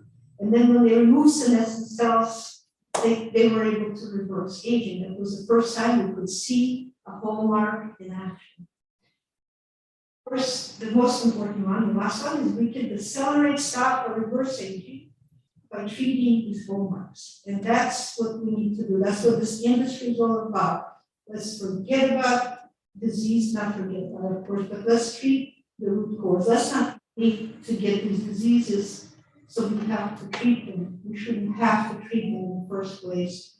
As we age, kind of like, this is Aubrey's example, I'm going to steal it again, kind of like a car, we maintain our car, we change the oil. Over time, there are rusted cables, we replace them, the battery can't cover that much anymore, as it ages, we have to change it. So there's a whole lot of maintenance we do, and we can keep our cars running indefinitely. So why same thing for our bodies? And so I have only 5 minutes, and I have here just examples of companies. So we are a venture fund, and we talked to a lot of companies, and they are arranged here by hallmarks. There are just a few examples, and I don't exhaust the list. The ones we mark with the little leaves that are on our logo are the ones we've invested in. So for example, I did mention cellular senescence, that is the low-hanging fruit. Today, this is the treatment that's coming our way. A lot of folks are already using, and it will have a broad, significant impact on aging.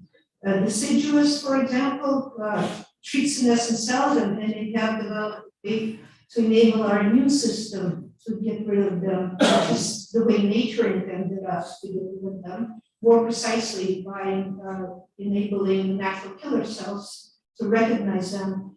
Some of the early senolytic treatments kill too many cells that shouldn't be killed, so kind of like cancer would kill too many good cells. So they have a much more precise way to do it. We have Lentobios, somebody mentioned, and we chatted at the break. They're a nice little company that can restore the flexibility in our lens, just by clearing some of the junk from the lens, some of the proteins that accumulate. And as we age, we need reading glasses. Our lens can focus on here, so they can solve that. So just some of the examples. And of course,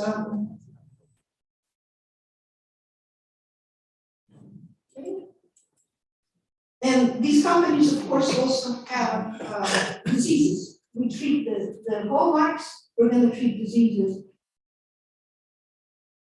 They just have to pick some diseases to get to market and to generate revenue. So these companies are biotech companies, but they have this enormous adjacent market. This is a market of proactive medicine. This is a market in which all of us over 40 are customers, and that once enabled, we will use. So these are not just biotech companies. This is a very exciting market. It is the biggest market in the time, and we like to enable it. Some of the companies are platforms and biomarkers. They support these biotech companies that treat biomarkers. For example, Cosmica, accelerated drug discovery. Someone mentioned human organoids today will go through and torture a lot of animals, but it turns out not to be very effective. A lot of the treatments on animals were translated to humans.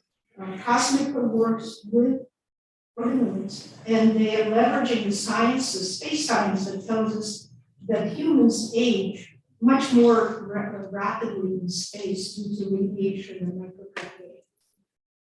some numbers that go up as high as 30 times the rate that they can. And so they have created this environment.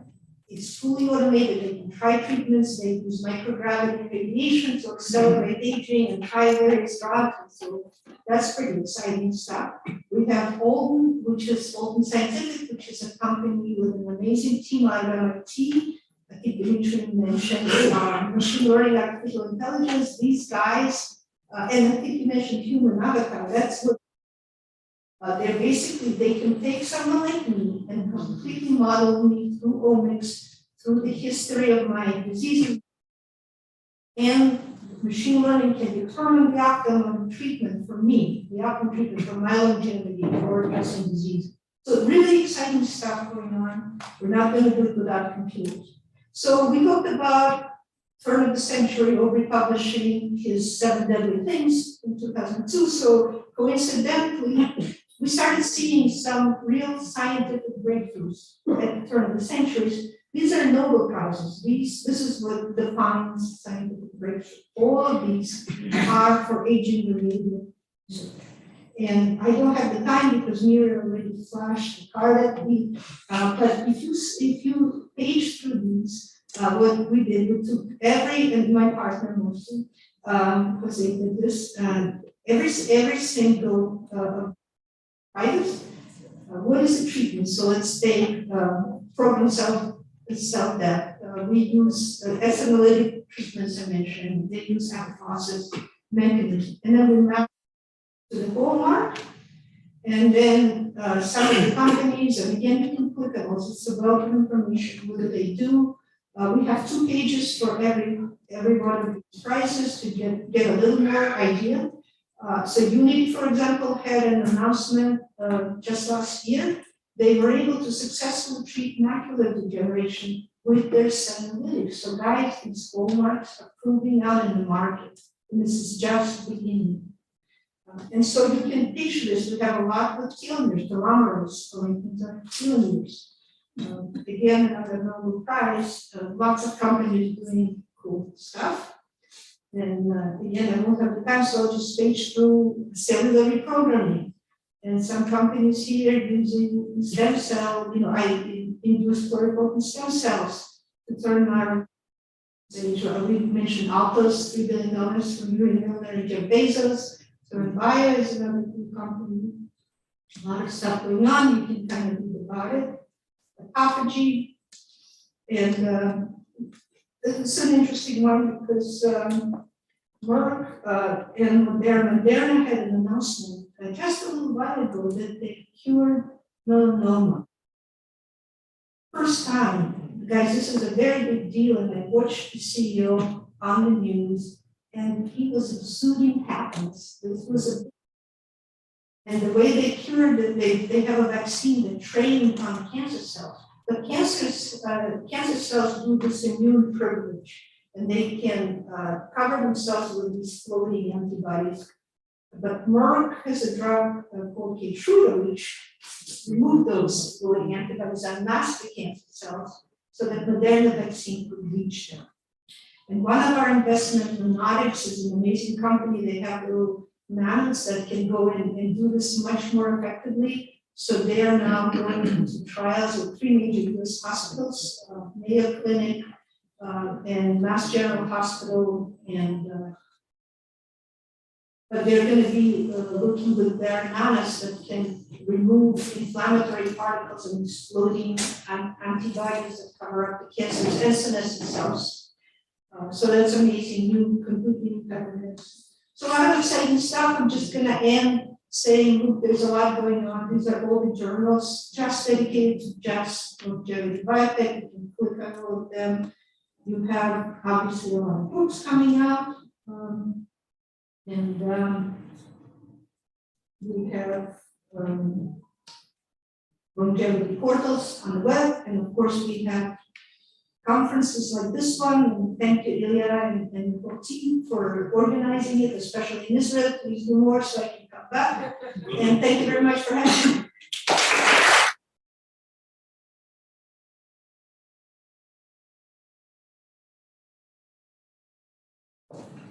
Thanks, Fiona. Okay, so as we all saw in the presentation that Dmitry shared, that the longevity ecosystem is very broad. It includes different categories of companies and organizations. And we heard from Fiona about longevity biotech and medicine. And now we'll hear from Dr. Yael Benvenisti, Ventures, who will give us an overview, I think, of the age tech and other aspects of the longevity area. Yeah.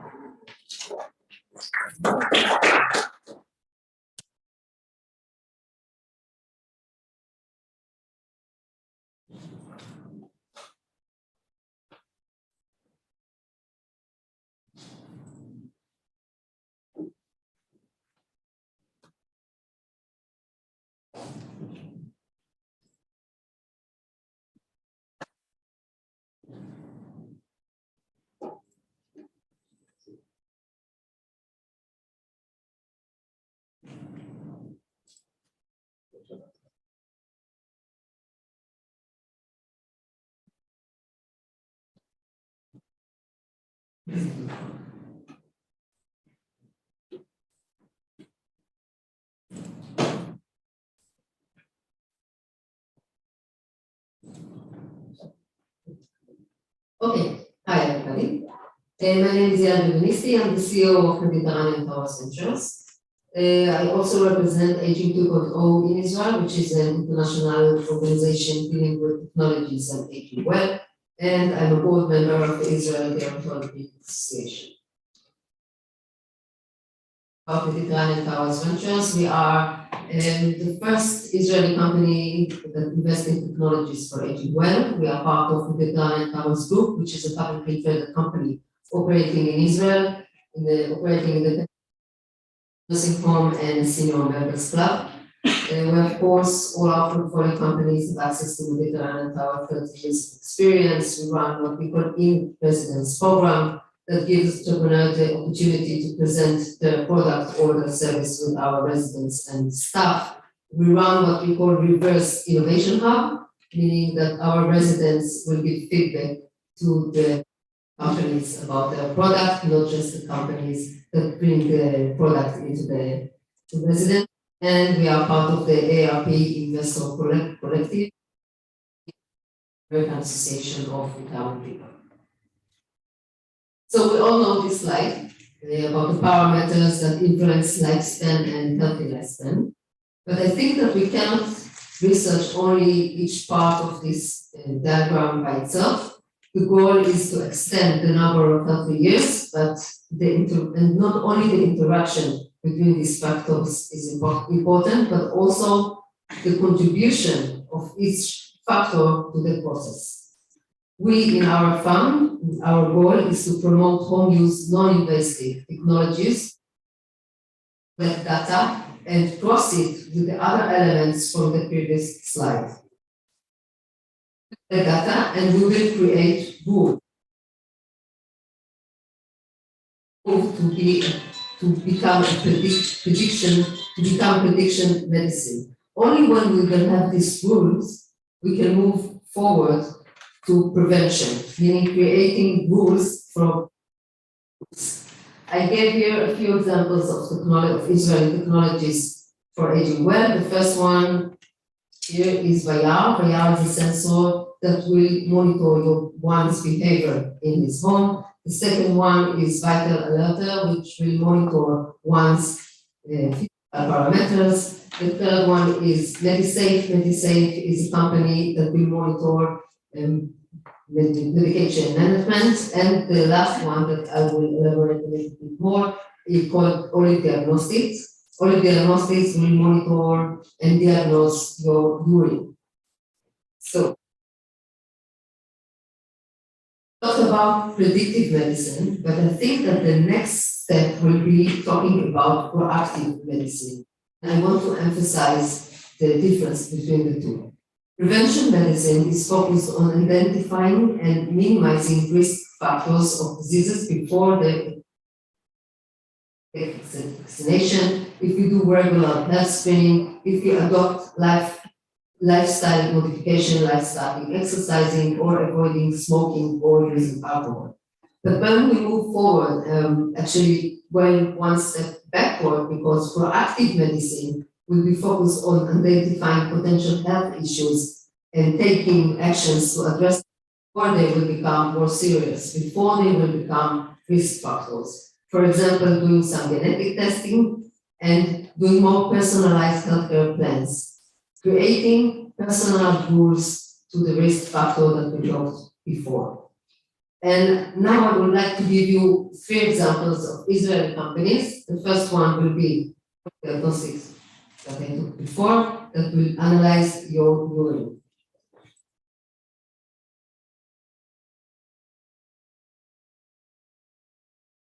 Aubrey is the world's first truly passive home-based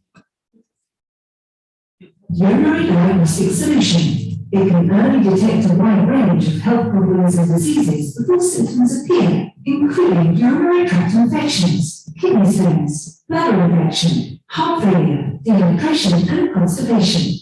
It works by combining cutting-edge optics with AI technology, big data analysis, and that optimize personal health care. Most of us only get our urine or blood tested when we're not feeling well. It's already too late. But continuous monitoring is key for early disease detection before we become symptomatic. Olive KG is the only 100% passive continuous monitoring system, checking a person's urine between 5 to 7 times a day. This provides a granular profile and a strong benchmark, which easily flags indicators for both general health and early disease detection. Olive enables both early detection and intervention, leading to improved quality of life, better outcomes, and lower treatment costs. The KG is comprised of 2 main components: a lead array at the front of the toilet and an array of photodiode detectors at the back. When the light from the lead hits a particular molecule in the urine stream, its energy changes, enabling detection. The KG works regardless of whether or not the bathroom light is on, and uses the urine fingerprint to differentiate between users. Changes to a user's profile are flagged and analyzed by caregivers. The device the main income generator is the derived data. This is collected and provided to the user continuously for a monthly fee. KG can also be integrated with any urinary diagnostics application to provide general health information and detect diseases. When drug companies are developing drugs, they have a huge problem assessing whether patients are really taking those drugs while they are on clinical trial. They have to go to the patients, draw blood, try to guess whether the patients are really compliant, and it costs a lot of money, it takes a lot of time.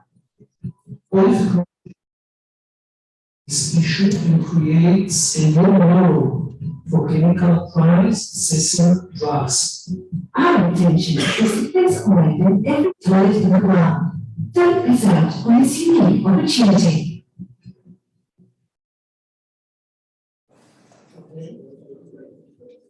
I will emphasize again, what we are doing is investing allow us to collect data, and with this data, we can share it with the parameters that we saw before, and really get a good picture of one's health. The second company is about heart disease.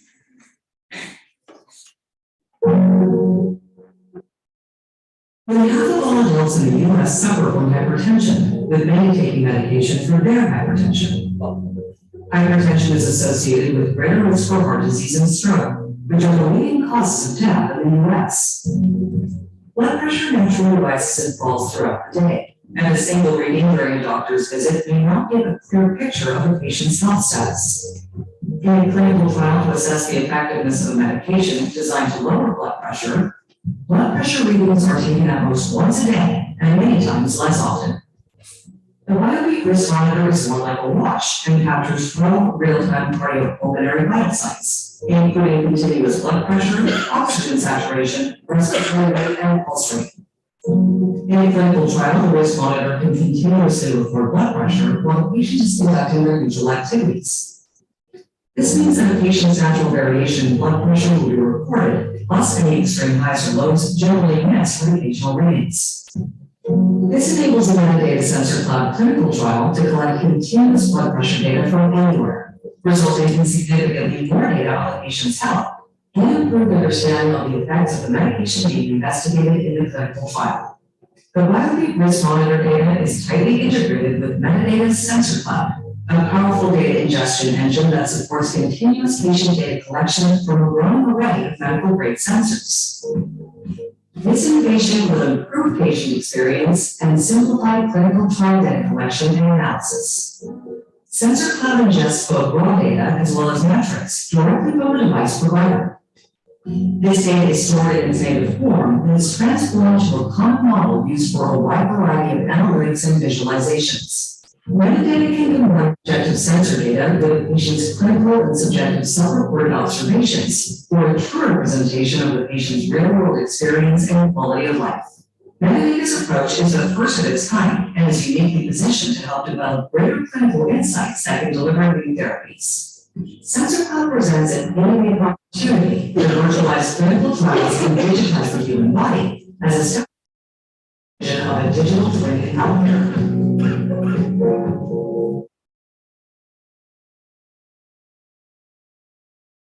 BioBeat has a watch, but they also have a disposable patch. So very convenient. The third company, of course, an Israeli company, is more about the psychological parameters because we cannot separate the psychological parameters from the physical parameters. The two companies that I mentioned before, collecting physiological parameters. IQ is a robot, but it's a proactive robot with artificial intelligence that uses body language, it moves its head and has lights. It offers tips and advice, it responds to questions, and it's surprised with suggestions. I will not show you a video because it's a little bit too long, but if you want healthy lifestyle, then this is one of the solutions. Now, my last slide will be a little bit about the barriers, because if it's so good and there are a lot of companies that are doing solutions, then why we are not adopting those solutions? From the health provider, from the physician point of view, there is a problem of trusting artificial intelligence. You must trust AI, and still I think we don't have enough data and enough research that will give us a sense of strength in the system. The second barrier is about, and the same thing is about the customer. We are not trusting AI. The second barrier is about that we have no tolerance to mistakes, to computer mistakes. Let's take, for example, an autonomous car. If the car will do a mistake, we will have no tolerance to this mistake. The same thing will be happening if the machine that should diagnose us will do a mistake. We have no tolerance for mistakes. Another barrier is about the UX and UI. There is too much data in the of those services or devices. You need to put just a few minor data that is very clear to the physician and is very clear to the customer. They don't need to know what's happening behind the scene. It needs to be very clear and very simple. Another barrier is the price. It's still very, very expensive. When we are talking about solution for the customer, not only the price of the product or the service, but also the price of the internet, and the internet is very expensive in some countries. For the physician, there is the question about collecting physiological or psychological parameters or both, and how we collect both of them. For the customer, there is the issue of sharing your data, although adults are a little bit afraid of sharing the data. So we must protect the data and be transparent about what we're going to do with it. And still the design is stigmatizing, and they don't want to buy most of the products. So we must think about doing things that are. Thank you.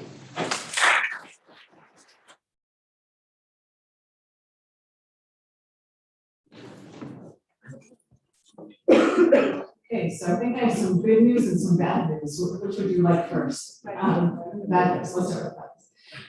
So sadly, the other two speakers in this session had to cancel, relatively the last business, that we're going to catch up almost completely, I think, on the agenda, and then we get to have lunch.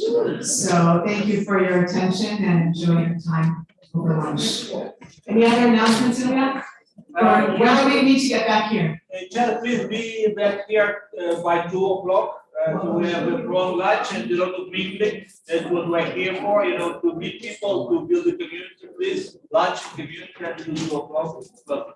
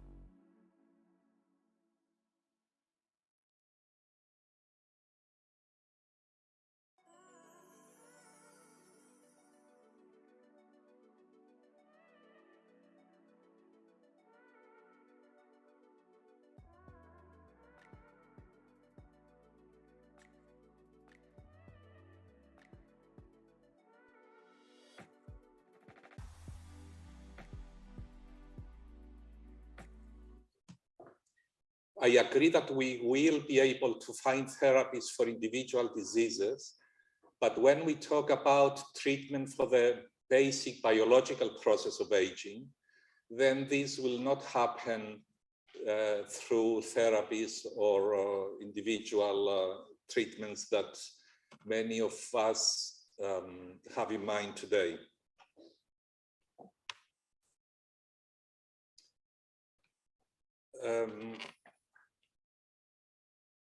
We think about treatment as doctors. In other words, there is a healer who gives a treatment to a patient, and that treatment is something that you give.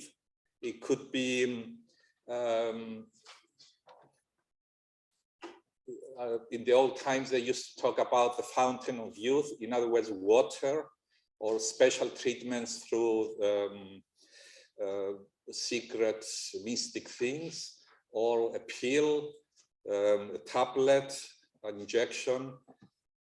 Nowadays, we talk about more complicated treatments, but they are still physical treatments. It's something we do to a patient. You can see here rejuvenation biotechnologies, stem cells, some drugs, and so on. They are still treatments. And I am saying that these are not going to be effective in eliminating aging.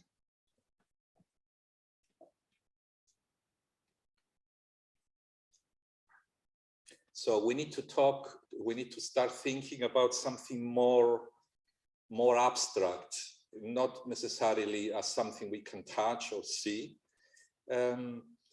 These treatments can eliminate some diseases which are related to aging, but they are not eliminating the process of aging as such.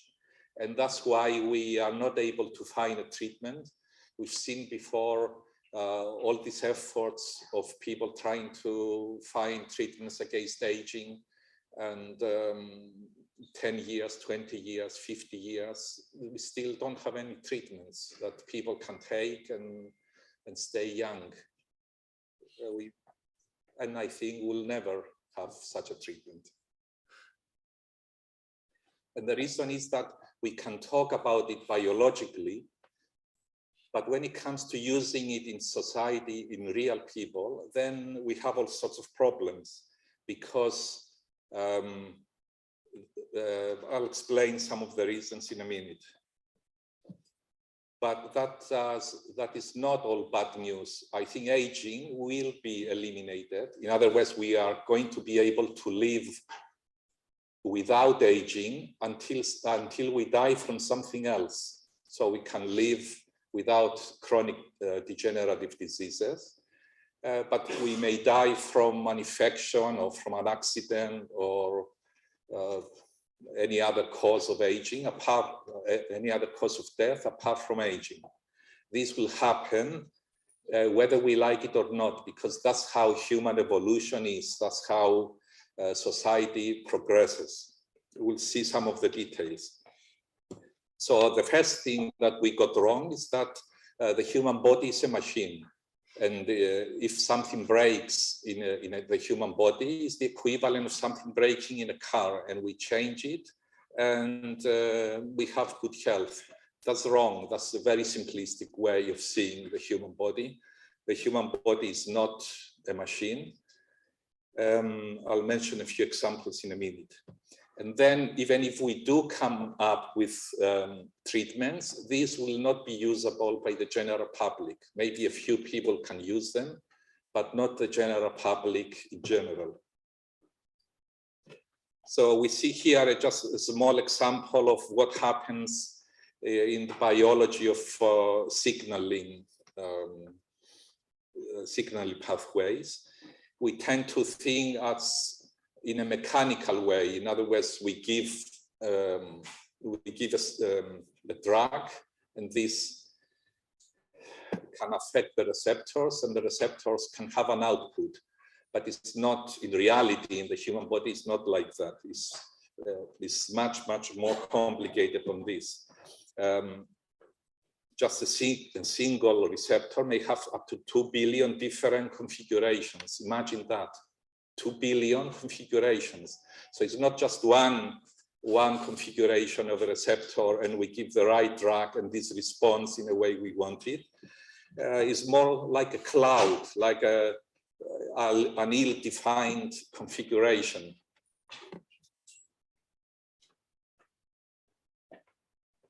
So, as I said, we'll see some clinical, because we are not interested in developing therapies in the laboratory. We are interested in developing therapies that can be used by people and get better. That's the main aim. Whether we have 10 mice who got better or 10 fruit flies that got worse, we don't care. I don't care. I'm a clinical doctor and I care about people, patients. So that's one obstacle of applying the research in the laboratory, of translating it into patients, real patients. And one thing that comes to mind is that the duration of the treatment. We say we'll have these therapies and give it to people. Yes, but how long are we going to give them for? Just once, every week, every year? This is one small example of giving stem cell therapies. It's not just a matter of giving an injection and the patient goes home. You have to do a bone marrow transplant, have to have protocols, you have to have clinics who deliver the treatment. The patient has to stay in for a few weeks, have other treatment to maximize the therapy, and so on and so on. I mentioned many details here. And then it continues. They have to go back for follow-up. They have to have the right clinic, the right doctors. The doctors have to have their appointments. And there comes a point that the health systems of the countries are not going to cope. It's one thing to say we have this injection for stem cells, but we cannot give it to the general public because there are so many obstacles, clinical and administrative. And then would people take this treatment? I think a large percentage will not take it because, as an example, we see the treatment for antiretroviral medication for AIDS. 37% of people just don't take it. So it's a life-saving medication and they don't take it. So what makes us think that if we have treatments for aging, people would take them? Maybe they won't take them. And then it's a matter of side effects, duration of treatment, appointments, as I mentioned, complexity, and so on. If we take all of these things together, we see that we are not going to get anywhere.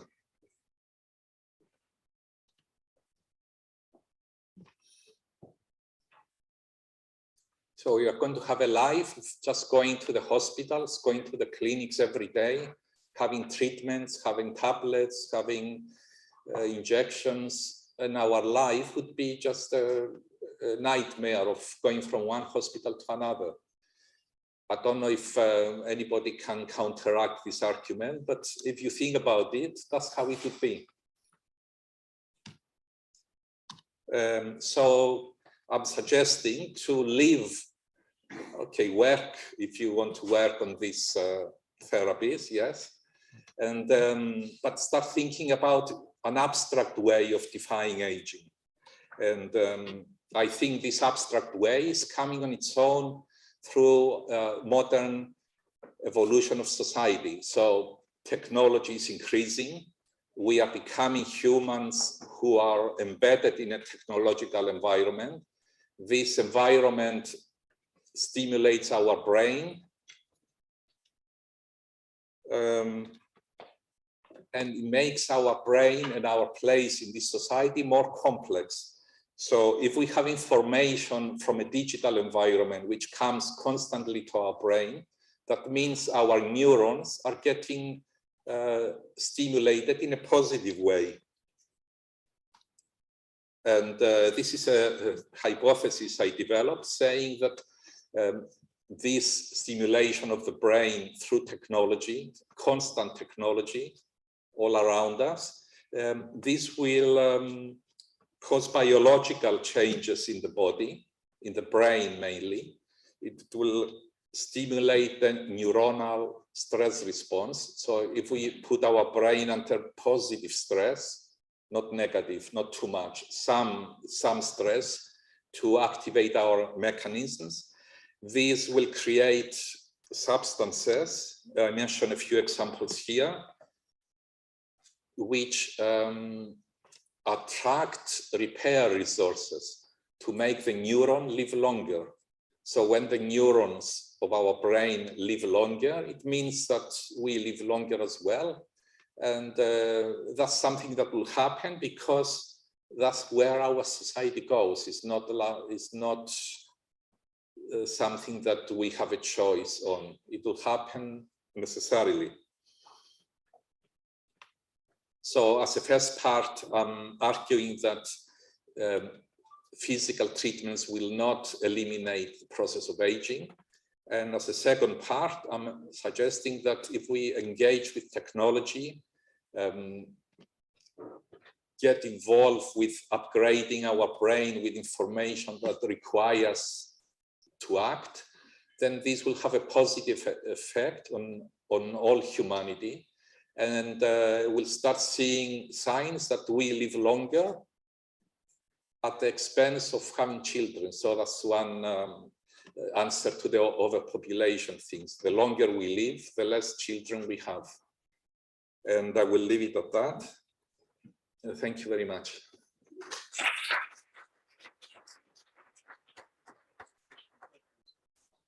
We have time for one question before we have Aubrey the Great. Does anyone want to make a quick question, please? Is there like a mechanism here? I'm sorry. Is what? I guess I'm a student, so you presented a lot of technical hurdles to what is possible, but you did not present a mechanistic reason for why it's not possible. You also presented a prediction about something that is going to happen, but you didn't present how it was going to happen. You just stated that. Yeah, I can present it if you want, but it takes an hour each question. Well, I mean, the presentation was so maybe spend less time about what technically can happen. I would love to hear. Yeah. If you have time to go into the website mentioned here, it mentions all the technical details that you want and many more, and all the technical obstacles as well. Basically, it's based on common sense. You can see. Okay, I'm sorry. Yeah? Okay.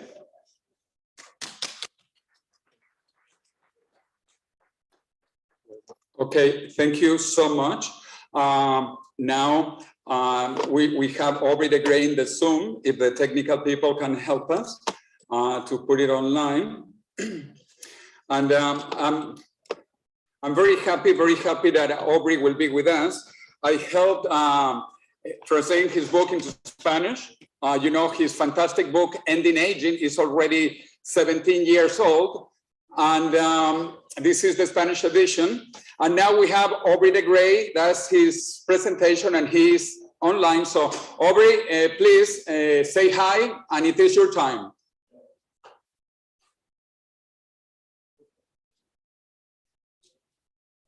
Maybe I'm you.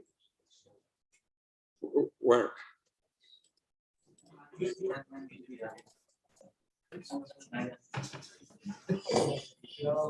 don't think it's this. I think we have to go here and turn that up. I think it should work now. But, Yeah, he's talking because he's changing the slides. Okay. Hey, good. Okay, so is it okay now? Yeah, we begin to hear you. Great, and you can the see volume my in the back, please. And you can see my slides, okay? Yes, we see that. All right, fantastic. Right, well, so first of all, let me say... I don't know if we can go very much louder. No, but he should.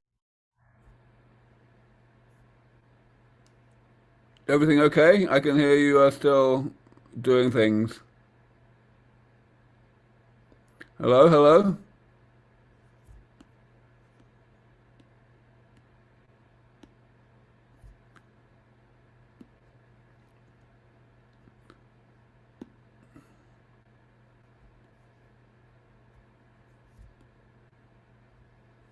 I'll carry on saying hello, hello until somebody tells me to keep going.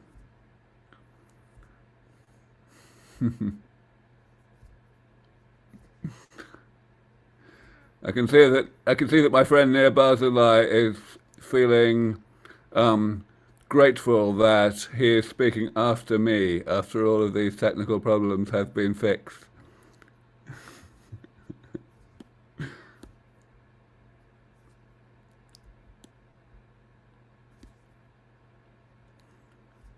Hello, hello, hello, hello.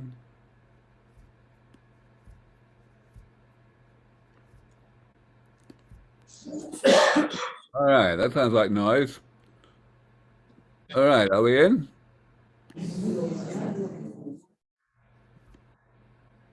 Hello. Yes. What's going on?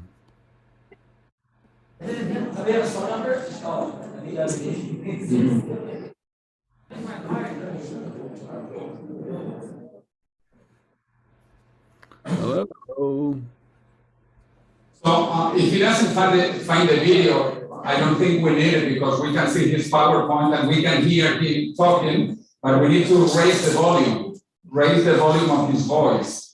Hello, hello. I'm here. I can speak this loudly. Tell me whether that's loud enough. Hello, hello.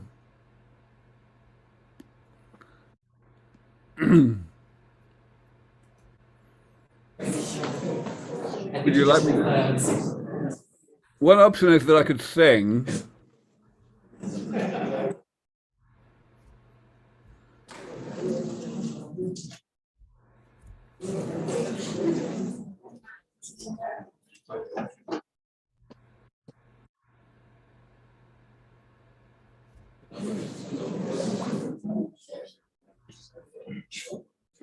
Yeah, you wouldn't like me to sing, but I'm going to have to carry on talking. Yeah, we just need this. It's the loudest because here it's not the, it gets not any. Can he increase sensitivity of his microphone? Maybe he can raise it on this side, maybe. Aubrey, can you speak louder to your microphone? And can you increase sensitivity of your settings on microphone?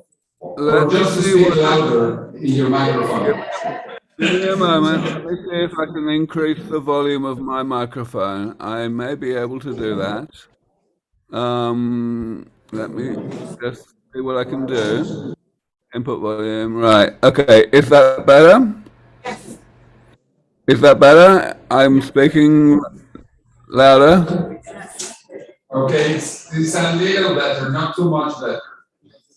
That's all I can do. I don't see anything. Okay, that's wait a fine. minute. Let's begin. We can see your PowerPoint and we can hear you if you speak loud. Let me try something one more thing. Is this better? Is this louder now? It's better, yes. Okay, right. Let's do this. Bang. All right. All right, well, first of all, let me say I'm delighted to be speaking here at this excellent conference. Thank you so much to Ilia and his team for having put it together. And let me also say that I am really miserable that I am having to do this from California. Not just because it's 4:30 in the morning, but because I was really looking forward to coming to Israel. Because I haven't been to Israel for several years. And unfortunately, the US passport authorities have thwarted me. I am in the process of applying for a new passport. It's already been more than 3 months, and I don't have it, so I was unable to come. Nevertheless, such is life, and I am certainly still looking forward to coming back to Israel next time when we have another chance. Okay, so I only have 15 minutes, so I will just very briefly tell you a little bit about what I'm doing with Longevity Escape Velocity Foundation, LEV Foundation. The main thing I'm going to talk about is the very ambitious and audacious mouse longevity study that we kicked off about 2 months ago. But let me first of all just talk a little bit about the foundation. I imagine that most of you have seen a slide of this nature in my talks over the past 20 years or so, describing how I think about aging and the alternatives for doing something about it. And as you will all know, my focus is on the maintenance approach, eliminating, repairing damage that the body does to itself throughout life as a consequence of its normal operation, and thereby preventing that damage from becoming abundant enough to make us sick.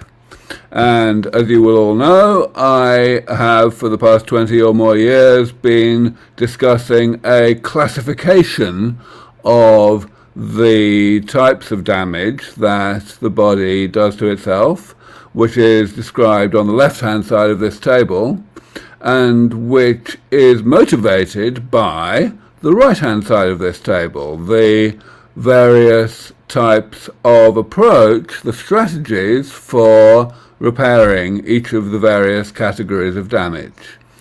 As you will all know, over the past decade there have been several restatements of this general idea, starting with an extremely famous paper called The Hallmarks of Aging, published 10 years ago. And these have been very helpful for me in the sense that I no longer ever need to justify the idea that damage repair is a sensible approach to extending healthy lifespan. However, I still believe personally that the classification that I pioneered a decade earlier is better, is more useful, simply because it is aligned with a categorization, a classification of how we will do the repair, this classification on the right-hand side of this slide. And I encourage everybody to think about the whole concept of hallmarks of aging in that way, which I still think is not happening now.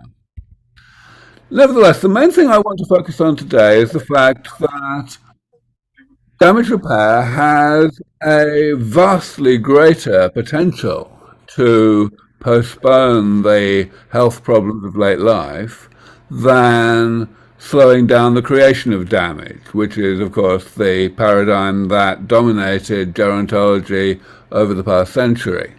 This is a slide from a figure from a paper I published in 2004, and the conclusion at the bottom ended up being a little bit too complicated for a general audience, but it's basically what I think, that once we get a couple of decades of additional healthy life via damage repair approaches, which I think we have a good chance of doing quite soon, then we're basically done. We will be able to extend life indefinitely thereafter. But a lot of people don't like me to say that, so I won't say any more about it right now. I'll just talk about LEV Foundation. This is the staff, the scientific staff of LEV Foundation. My main scientist, Caitlin Lewis, on the top left. My main IT person, also a scientist, Barzilai. My main literature monitor, Max Pito. And our chief of staff, Hannah Friedenberg. These are the founding staff of LEV Foundation, and I'm extremely proud to have them on board. Here are the people who are our founding board of directors, and I won't go through them all. Many of you will recognize them from either previous conferences or other sources, and they very, very much cover the bases, not only in terms of their expertise and competence, but also in terms of their vision for what a foundation led by me is designed to do. So, as you will know, the foundation was essentially launched about 6 months ago in Dublin at the conference that I ran, which is the inaugural conference of my new series. There will be another one this coming August, and I very much hope that as many as possible of you can come. But now to the main meat of what I wanted to say today, because I've only got another 7 or 8 minutes. I want to tell you what we're doing. Some of what we're doing is not research. Some of it is advocacy and education. There is a wonderful new initiative called Less Death, which I should emphasize we are actually not funding anymore because they don't need any more money. They're getting funding from elsewhere, but I seed funded it, and it's a wonderful initiative to bring people into the field who are already committed and want to do something in the longevity movement, but they are not clear how they can make the best contribution. This is a series of retreats and a course that helps that to change. Afro-longevity is another thing that we're supporting, which is bringing the longevity movement to the African continent.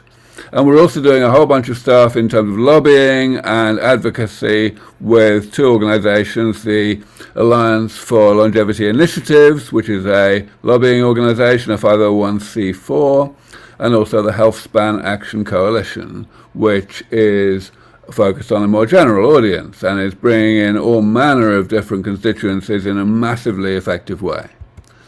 But what I want to talk about here really is our work in research, because research is, of course, the focus of at least 70 or 80% of our efforts.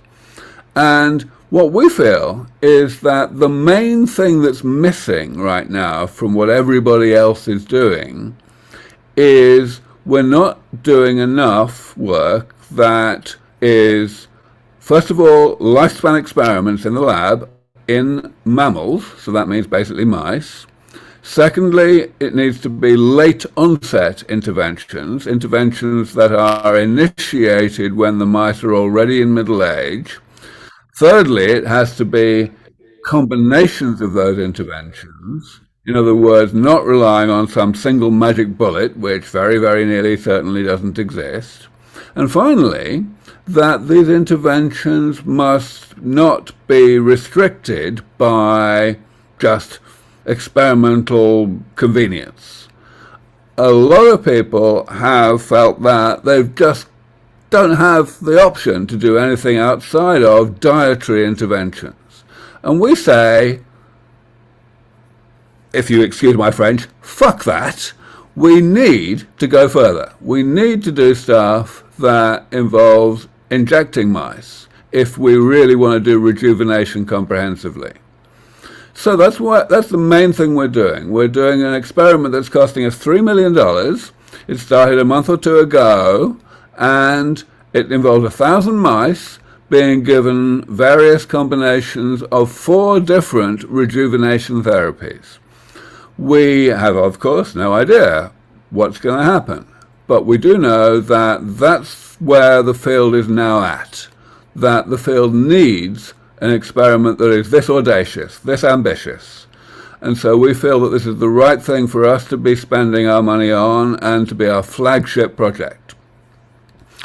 We're also doing a bunch of stuff in cryonics. The main thing we're doing is we're working on an enormously promising technology called helium persiflation, which has the potential not just for cryonics, but also to completely solve the organ transplant shortage. But I just want to spend the last few minutes talking about what we're doing in our combination mouse lifespan experiment. You can see here the list of interventions we are performing. We are starting them at the age of 19 months, or rather we did start them a month or two ago at that age.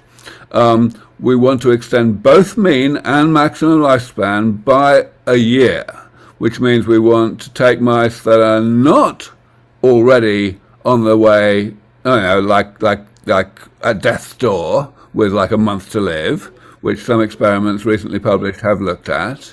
We want to start with mice that are in middle age. They're not yet sick. They're not yet looking at high mortality rates, but they're going to be sick fairly soon, and we want to make that not happen. We will be measuring all manner of health span data, of course. We're doing various different versions of controls with both mock and naive controls, in which we do delivery without the therapy, or we don't do the delivery. That's rather important for determining the impact of the delivery modality. We're doing all the usual types of analysis of health span, both visual, things like kyphosis and alopecia, behavioral, memory, things like that. We're taking blood draws, measuring all manner of things in their blood, not least glucose tolerance, and we're sacrificing a number of mice in order to determine things that you can't determine non-invasively. One innovation that we have brought in is we're not sacrificing mice at predefined chronological ages. Instead, we are doing it at predefined points in the survival curve, when a certain percentage of the mice in a given group have died. We believe that that's going to improve the signal-to-noise ratio of the information we get in terms of why mice are dying, what kind of health problems they have, and how those health problems may differ, may happen, some of them may happen sooner in one group and later in another group. This is the kind of thing that you can't discover if you predetermine what chronological age you're doing your culling at. And that's it. I'm run out of time, so thank you very much. Thank you, Aubrey. And because it is still less than 5 a.m. for you in California, let's take 1 or 2 questions from the auditorium, please. 1 or 2 brief questions. Okay, a quick question. When are you coming to Israel? I wish I knew. But certainly I understand that Ilia is planning that this conference will be annual, so the most obvious answer is this time next year.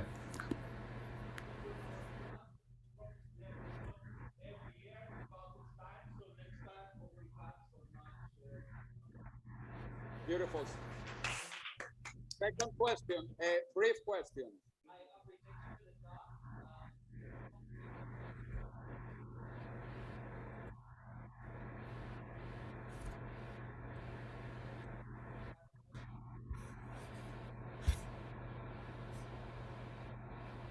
Did you hear, or should I repeat?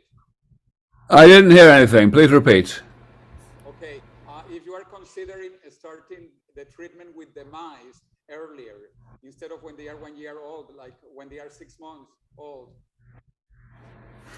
So, of course, many experiments are done starting at 4 months or 6 months of age. Not nearly enough experiments are done starting in middle age. And I strongly believe that experiments starting in middle age, so we're starting at 19 months, these are much more important simply because that is the time when people are going to want to take therapies. We really need to know what works if you start late, and not nearly enough of those experiments are being done. I have strongly criticized the NIH for failing to emphasize late onset interventions in the interventions testing program that's been going for the past nearly 20 years, even though the most significant and eye-catching study that has happened in the entire history of the interventions testing program was one that was started late. It was started late by accident, and of course it was rapamycin, published back in, I think, 2011, something like that. And they just, like, even then, they still didn't move to late onset interventions. It's absolutely criminal. Okay, you have been so good with the time that we can still take another one quick question. Okay, in the back, yes.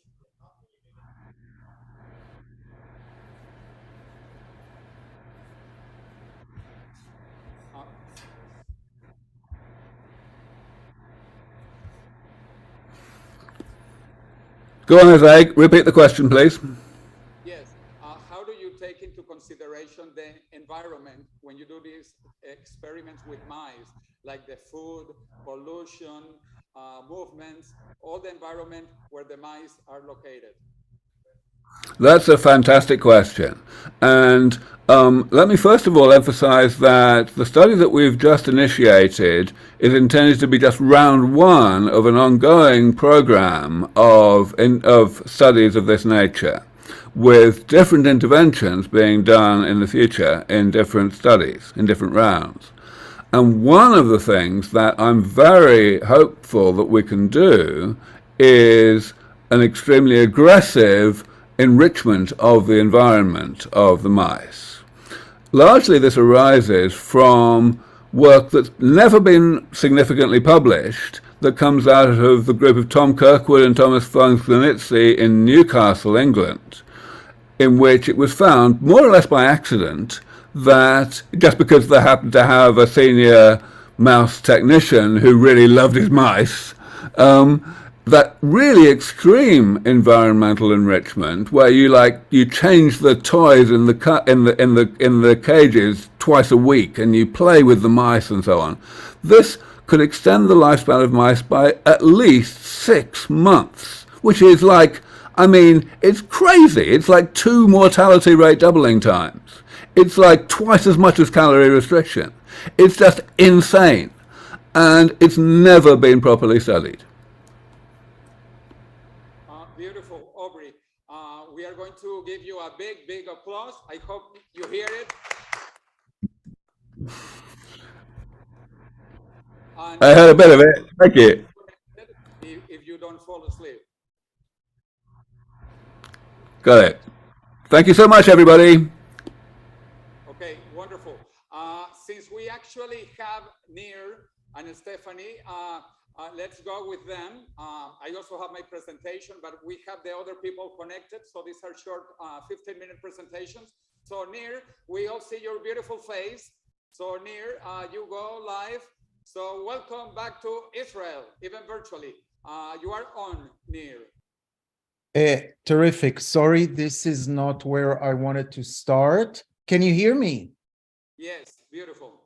Okay, so as I'm getting those slides up, I just wanted to thank you, Ilia. You're just being terrific. You've been there. You must feel a little bit Sisyphus in the sense that you're doing that, and you don't, and you still, don't feel that you have an impact.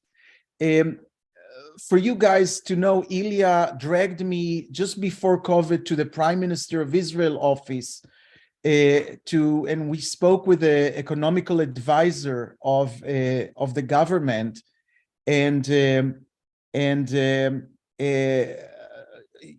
it's just so this is what I want to say, Ilia.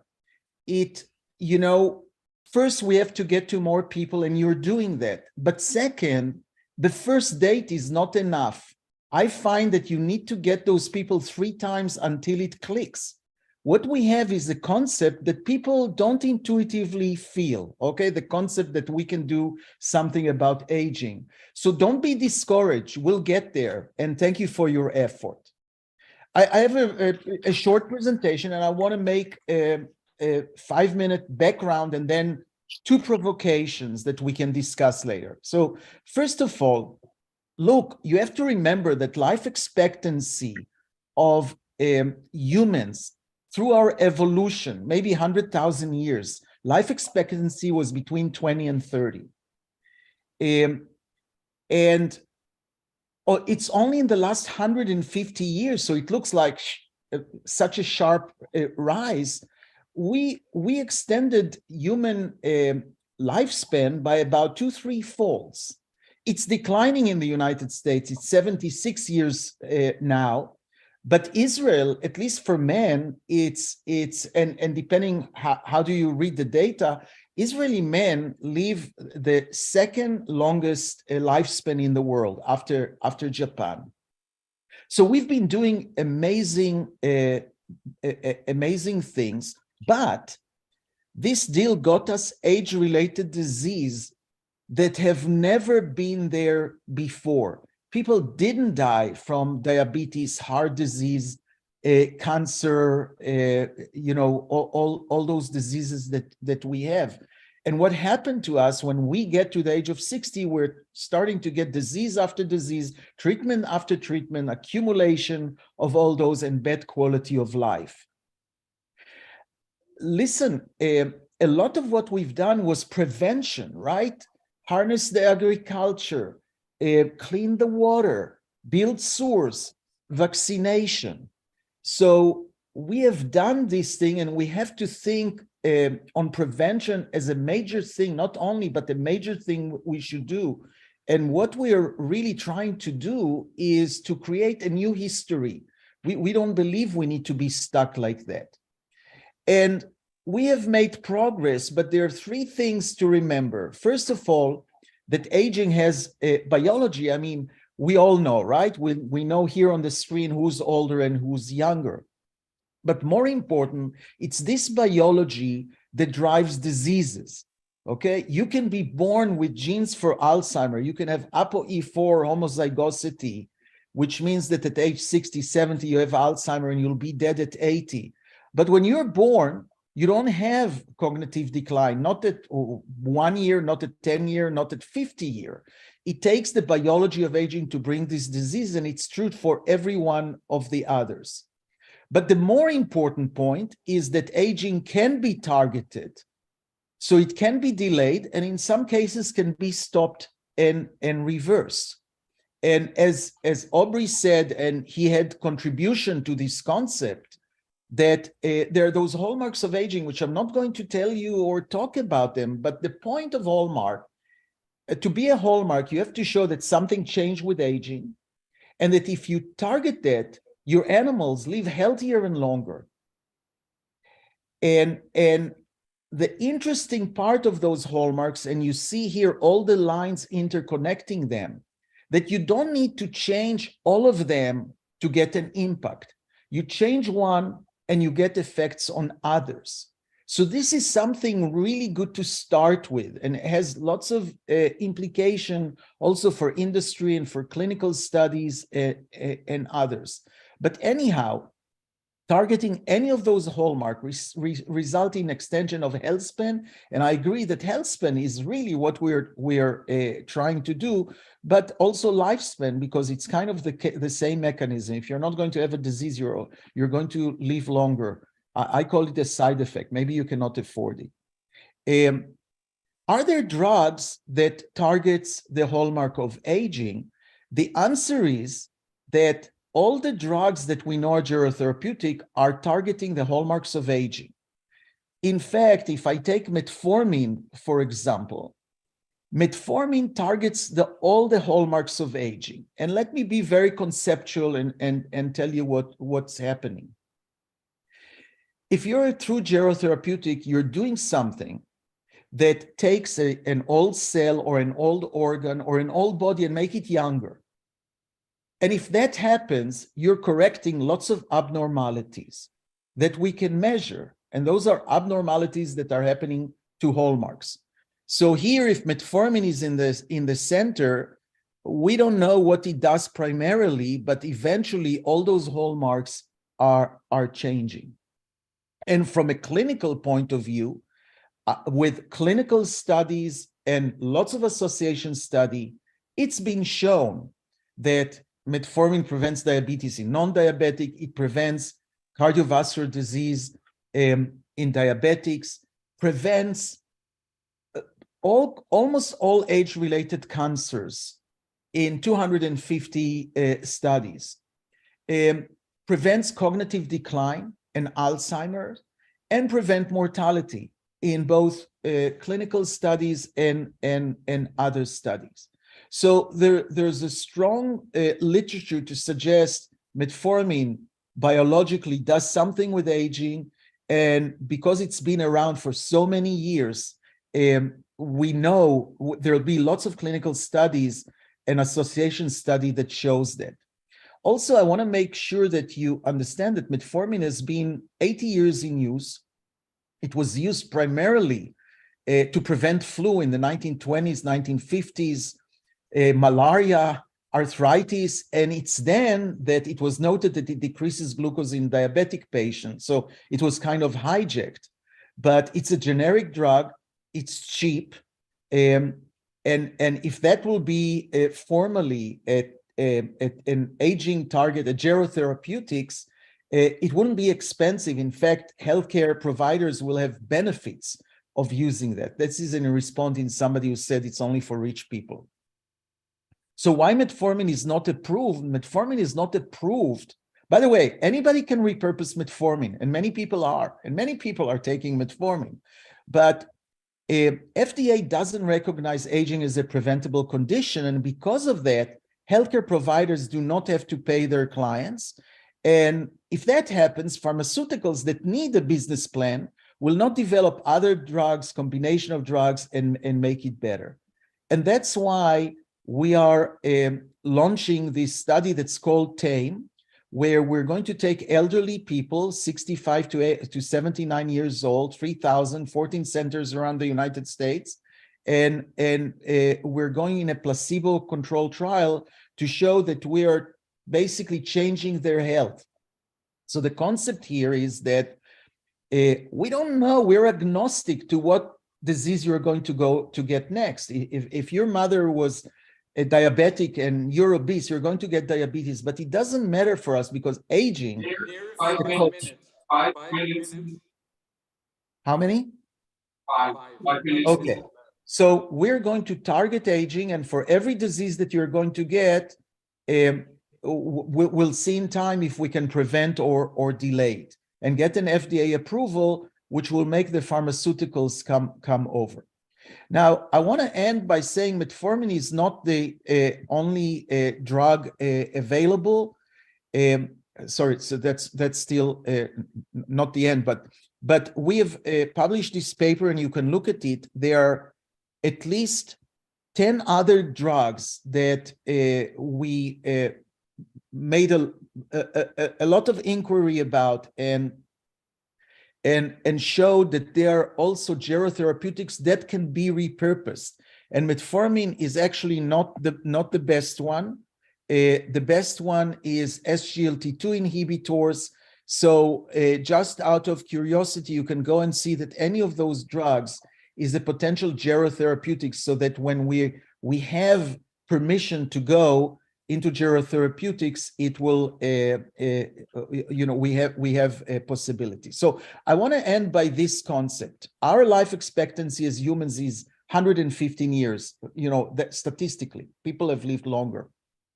And we die, before the age of 76, a little better in Israel. So we have more potential. How can we actually use this potential? This is kind of my favorite family in a big study that I have, where I have 750 centenarians and their kids. Those are 4 siblings from one family that all of them reached above the age of 110. What I want to make sure that you understand, and this is also in response of a previous talk, that it's not only the lifespan that increases, it's the health span that increases. So if everybody starts, this is disease-free survival. If everybody is 100% disease-free initially, then we're not going to be centenarians, started to accumulating disease at age 60, and age 80, very few of us don't have a major disease. But centenarians' health span is increased by 20, 30 years. And even at age 100, 30% of them then don't have a disease. So the idea of living healthier, living longer is important. And there's an example, but not only that, they have a compression of morbidity, which means they die without a prolonged period of disease. And this has a huge economical value. And it was shown by the CDC that the last 2 years of life of somebody who dies over the age of 100 is third the cost of those who die at 70. And Andrew Scott, London School of Economy, said, hey, you're underestimating it, because what happens to those guys who are not in the hospital? Outside of the hospital, they travel, they shop, their economical value is huge. So creating this thing is really very important. American Federation of Aging Research has now this initiative to target 10,000 families to increase the power of our funding to look at all the longevity genes, because there are several drugs that have been developed based on my study on other that will have a bigger impact than metformin and rapamycin, we hope. Let me actually stop here. Thank you so much. Let's take one question, maybe more like quick. I'll have to repeat, so brief question.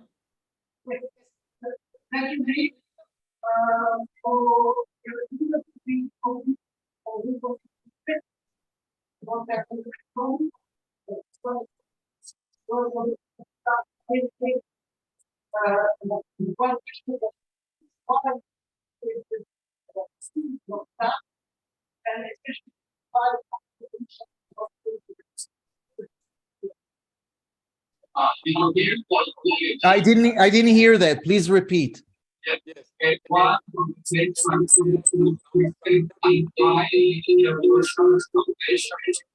I can't hear you. I'm sorry. You're on two screens and you echo.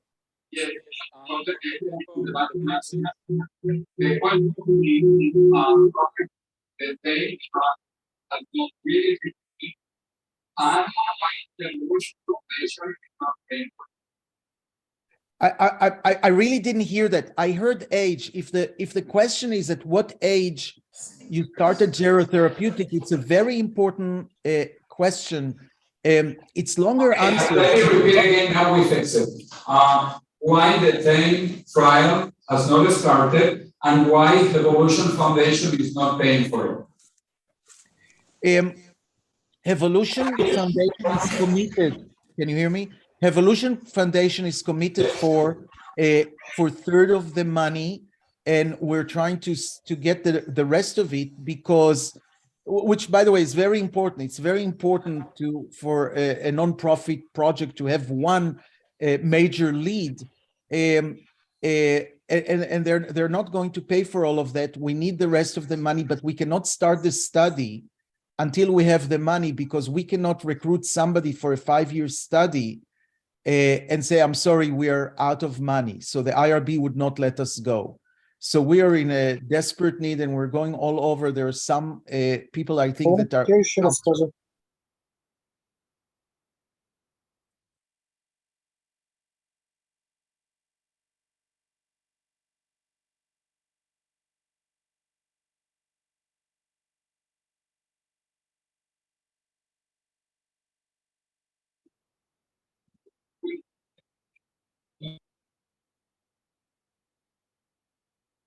to see us.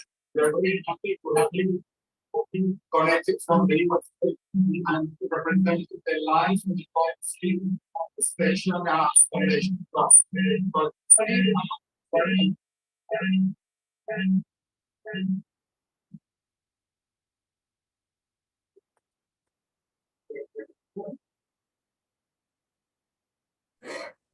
You are muted, Stephanie. Oh, okay, Stephanie. Hello, good to see you from Israel to the USA. We are all ready for your presentation. You are on, so unmute yourself and get ready to go.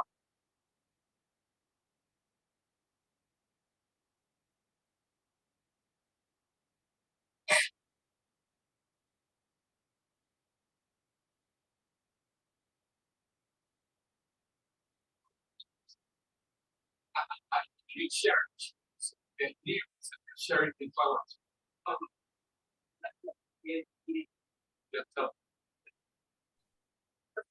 There, you need to stop sharing. There, you need to stop sharing so that the step.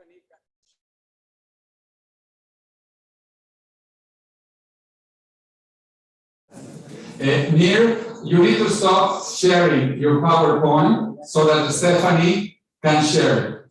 I don't have my PowerPoint is not on. Okay, okay. My thank PowerPoint you. is not on. Thank you, thank you. Yes, Stephanie, yes, we are working on that now for you. Yes, you are okay, and you should be able to present your PowerPoint. Shalom, Manishma. Thank you guys so much for allowing me here today. I cannot tell you how excited I am to present, and I wish I was there in person, especially in one of my favorite countries on the entire planet. So we'll get started. Beseder, give me shniya, 1 second. I want to make sure that this works. So I believe,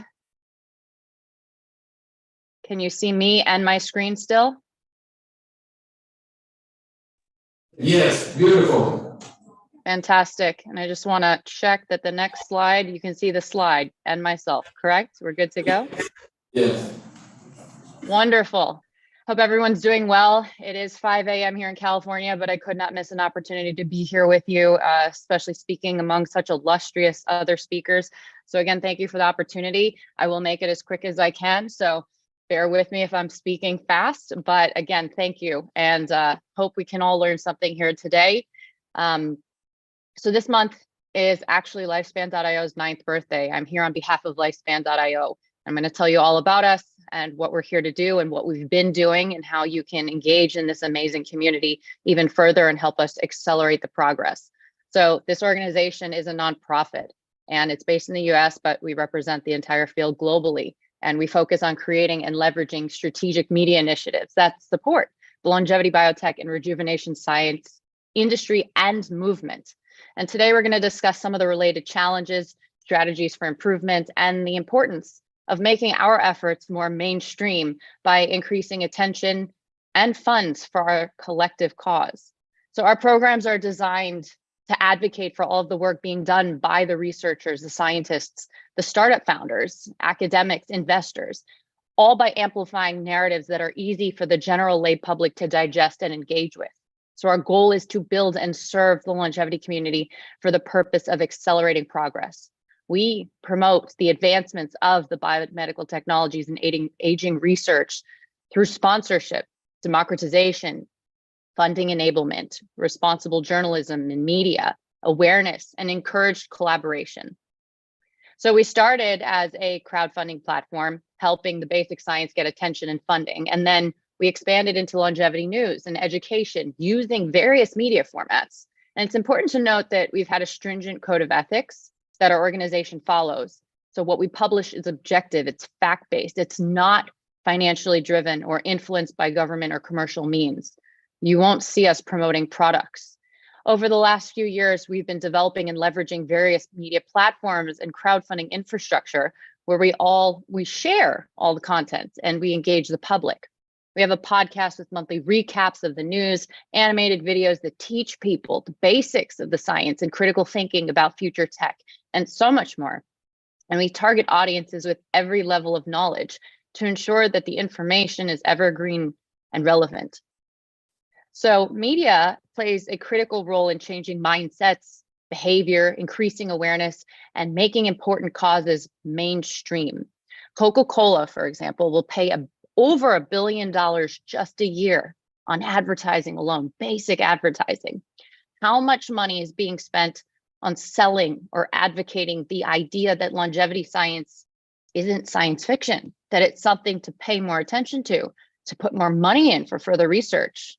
We clearly know here that it's not enough. So the question then is, how do we change this? A critical seed that I want to plant here today is the importance of effective narratives.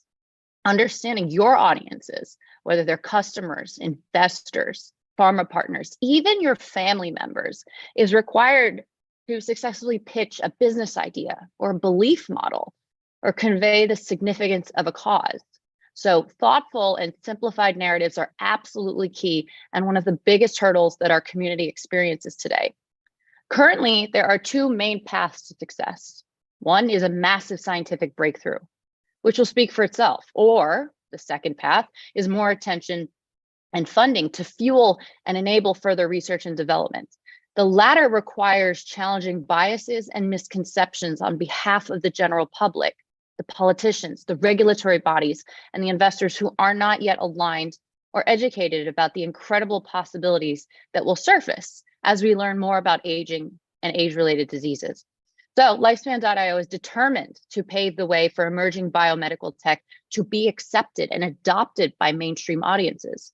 We will articulate the value of this industry for the sake of your future clients, your patients, product and end users, and funders. So we're thinking about your target audiences, confronting this misinformation, actively reducing skepticism, and educating with digestible and engaging content, and encouraging enthusiasm about less suffering and longer, healthier lives. These advocacy efforts are driving the development and expansion of our entire market and movement. Okay, so now let's walk through the how. How do we do this?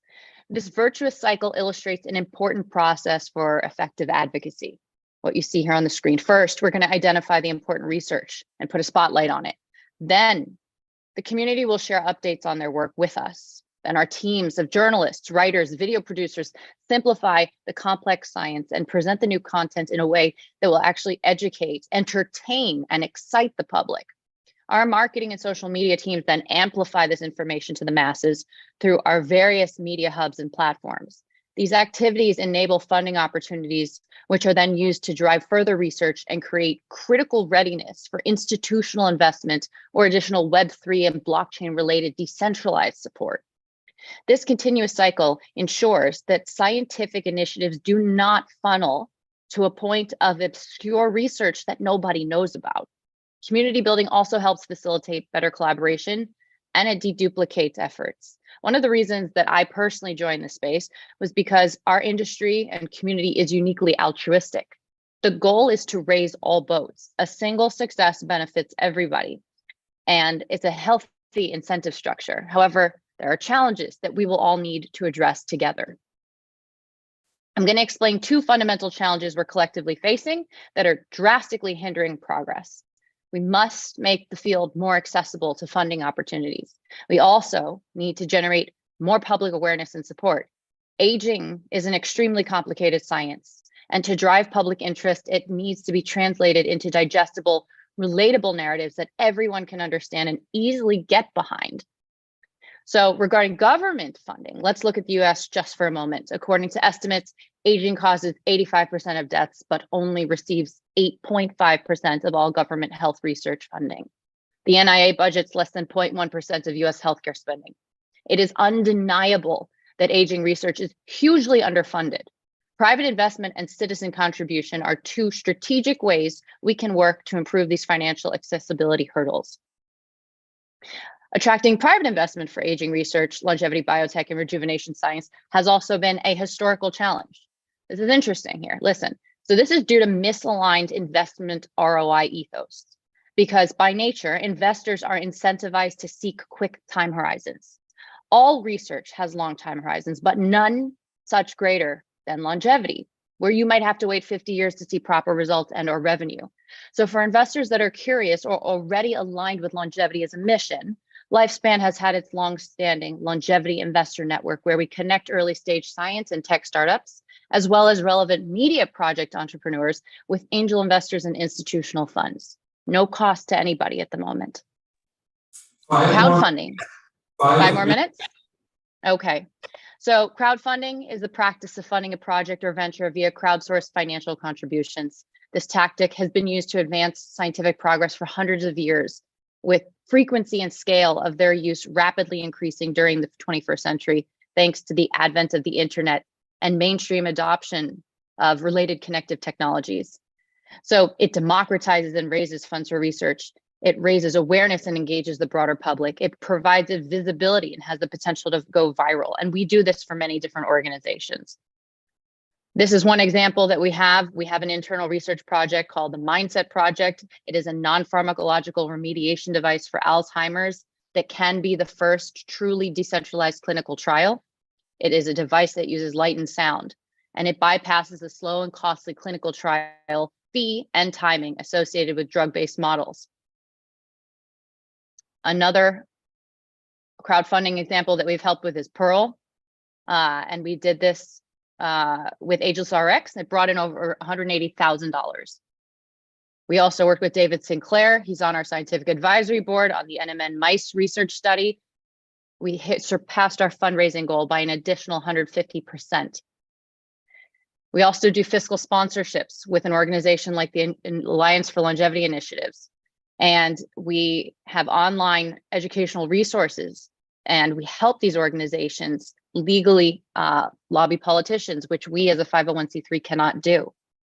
And this is one of the greatest ways to help get government funding and handle the challenge, which is through lobbying and political advocacy. We also work with Dr. Brad Stanfield and rapamycin. And again, art can help change the way society views longevity research. So we help with entrepreneurs who are working on media-based projects. So the cycle again, the one thing is to enable funding, to introduce entrepreneurs to investors, to crowdfund, but it's another thing to do it effectively. And it's not easy without the power to amplify. Nothing that I've discussed today can be successful without proper access to large audiences. So I want to talk a little bit more about amplification before I finish. There are a lot of biases and misconceptions, and the longevity community as a whole is experiencing serious symptoms of a paradigm shift. And the only way to overcome this and accelerate the rate of progress is to get mainstream attention and influence, which is currently being bombarded with strong biases and misconceptions that I'm sure many people have been dealing with. And then some of them are what you're seeing here. What about immortal dictators? It'll only be for the rich. We have an idea in our minds of how things are and how it affects what we do, and especially from people outside the field, how they see things. And once upon a time, humans thought that smallpox was due to the wrath of God, and it was impossible to overcome. Excuse me. But what the general public believes before we had antibiotics or statins clearly changed once the science actually came to fruition. So we need to think about how we would respond to these listed concerns. How confident are you in your ability to persuade someone that you're actually on the same page? And so we need to be able to actually respond effectively, and Lifespan.io provides resources for these types of things. I'm going to skip ahead a little bit. We have lots of different YouTube channels that have millions of subscribers, and we provide content that actually targets different demographics with different levels of scientific understanding and creates this educational funnel to get them into longevity. We did this YouTube channel collaboration that had over 20 million subscribers alongside the partner. And actually this video that went out incentivized and inspired multiple angel investors to get into the space and provide seed fundraising. And I'm almost done. I have one more slide, but if you haven't read this book, I sincerely recommend you look into it. It's about the history of cancer and the massive role that these individuals on the right played in revolutionizing not just how cancer was treated, but how the public perceived it. These heroic individuals transformed the national dialogue around cancer with various PR strategies and turned it from a pariah disease, into a global war that people wanted to be a part of. It was all about storytelling and narratives and providing more visibility and making sure they understood the audience and made sure that they did things to make sure they were also receptive.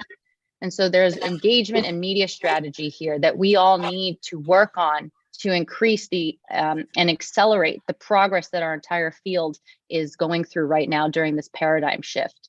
So history has demonstrated that when you have a powerful social media movement that engages the mainstream, it's like adding jet fuel to the rate of acceleration and progress. And we are trying to make longevity now a global priority as well.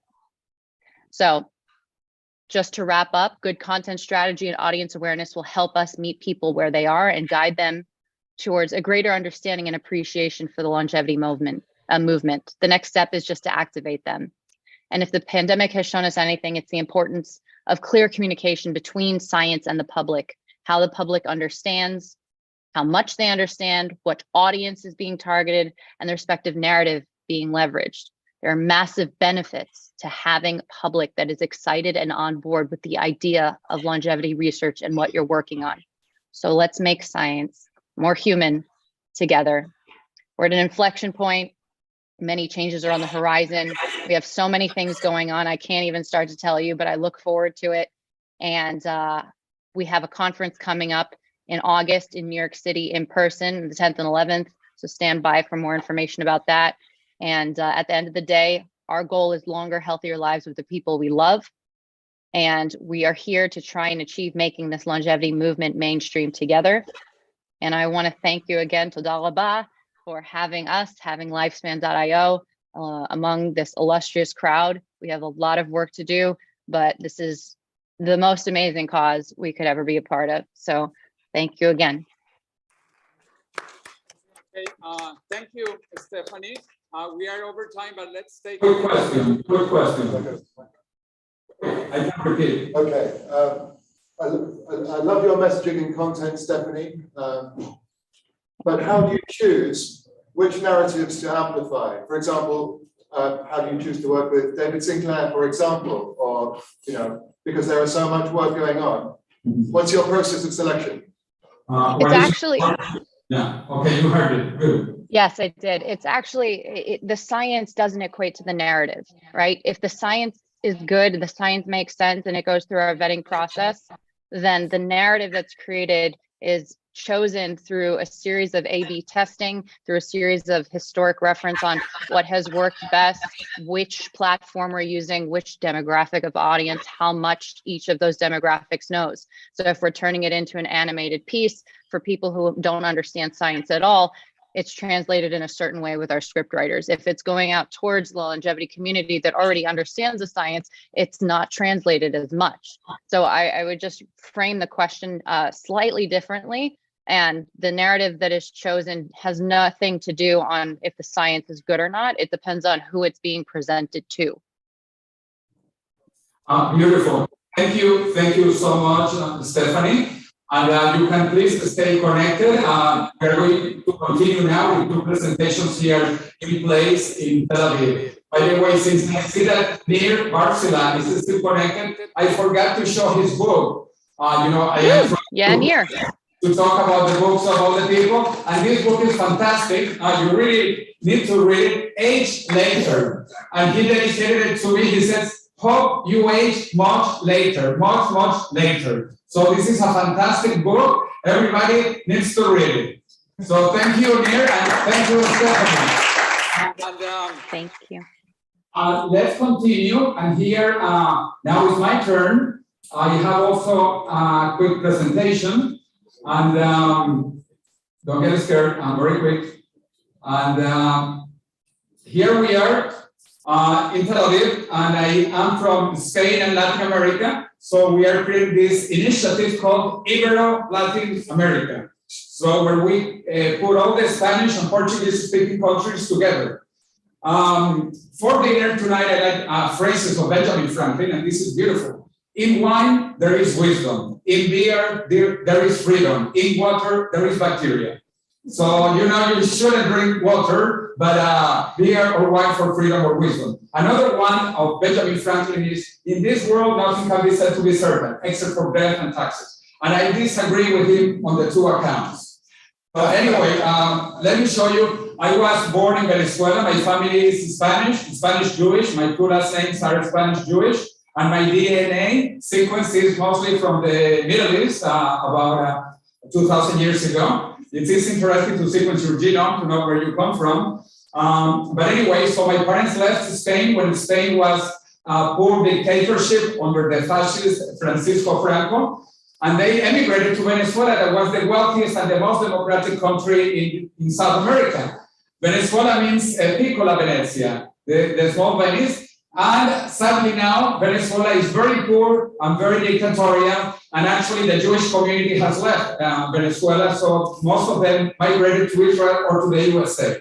I used to work with one of the Miss Universes. Venezuela has had the largest number of Miss Universes. Irene Sainz, after she was Miss Universe, she ran to be president, the last free election of Venezuela in 1998, I was her technology advisor. Had she won, I would have been, the technology minister of Venezuela, but the beauty did not win, it was the beast that won. So terrible condition in Venezuela. But anyway, in Latin America is the land of the future, the fountain of youth. When the Spanish came to Latin America, they were looking for the fountain of youth. But not just in Latin America, and Venezuela is the land of El Dorado. You probably have heard of that. They thought that El Dorado was in South America. But longevity has been the basic interest of humanity since the beginning. Almost 5,000 years ago, the first book ever written by humans, the Epic of Gilgamesh, is about longevity. Or here in the South, Egypt, the Book of the Dead actually was the book about eternal life. Or the Chinese, the Emperor Qin Shi Huang of the Terracotta Army, he was also looking for immortality. Sadly, they did not have the technology. In the holy books, also like in the Bible or in the Bhagavad Gita or so on and so forth, they talk about immortality and that the last enemy that shall be destroyed is death. I am an engineer from the Massachusetts Institute of Technology. In a previous life, I was in the energy sector. Now I am in the longevity sector.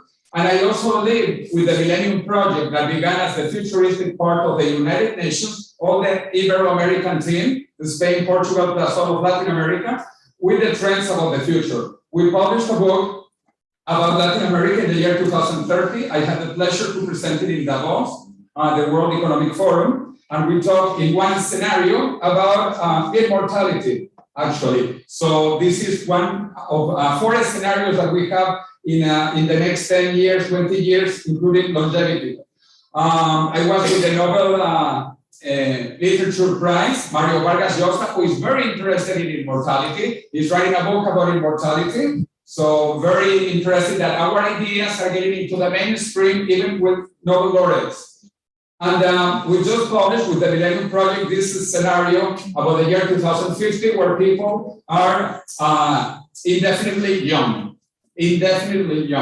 So this is very interesting, and we are collaborating with the United Nations for the first Summit of the Future in New York next year. The first Summit of the Future will be in September 2024, and we are going to take these ideas to the United Nations.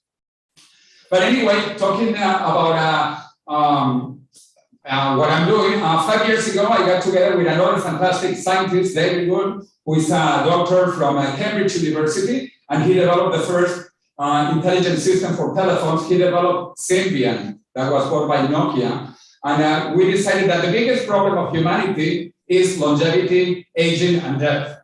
The problem, obviously, is there might be wars, terrorism, climate change, pollution, but the biggest thing is aging. And all of us are aging. And all of us are going to die unless we kill death before death kills us. So we published a fantastic book. I'm very proud because it was simultaneously number 1 and 5 in the Spanish-speaking world, 1 in paper, 5 in Kindle. And then we are actually donating the royalties of the book. Nir, I think I heard you.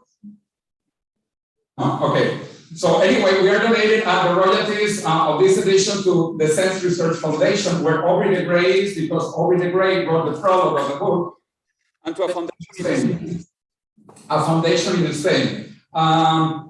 Spain, this is important because Spain actually is the second largest big country with life expectancy, with the biggest life expectancy after Japan. Of course, there are other smaller countries, including Monaco and Hong Kong, that have higher life expectancies, but they are kind of small. So I actually, because of these ideas, I created a political movement in Spain, and I ran for the European Parliament. And my initiative, my party, my group was called Miel, which means honey in Spanish. And the initials are Movimiento Independiente Euro Latino. It was the Europeans and the Latin people taking the ideas of longevity. And I was very happy to be the first person in Spain taking this to politics. It was a quick campaign, and I got 7,000 votes in my home city, Madrid. And I can tell you, I don't know 7,000 people in Madrid. So I'm really happy that the ideas are basically moving forward, even without knowing these ideas. In Germany, there is also a party, a political party taking this idea, and they are also doing very well, just beginning, but doing well. My idea was to take Spain from non plus ultra. Spain was called non plus ultra because the Roman Empire finished in Spain. There was nothing beyond the Spain, nothing beyond. So that was non plus ultra. But then when Spain discovered America or rediscovered America, the logo of Spain was changed to plus ultra, far beyond. My goal is that Spain becomes a country of Vita plus ultra, life far beyond, because Spain is very advanced actually in longevity, as you will see. Well, my book, after Spanish, came out in Portuguese, also an international bestseller in French, even in Russia. In Russia, it came in 2 different editions, and the Russians changed the title. It's not Death Must Die. I mean, the death of death in Russian is Death Must Die. Very Russian style. Death Must Die.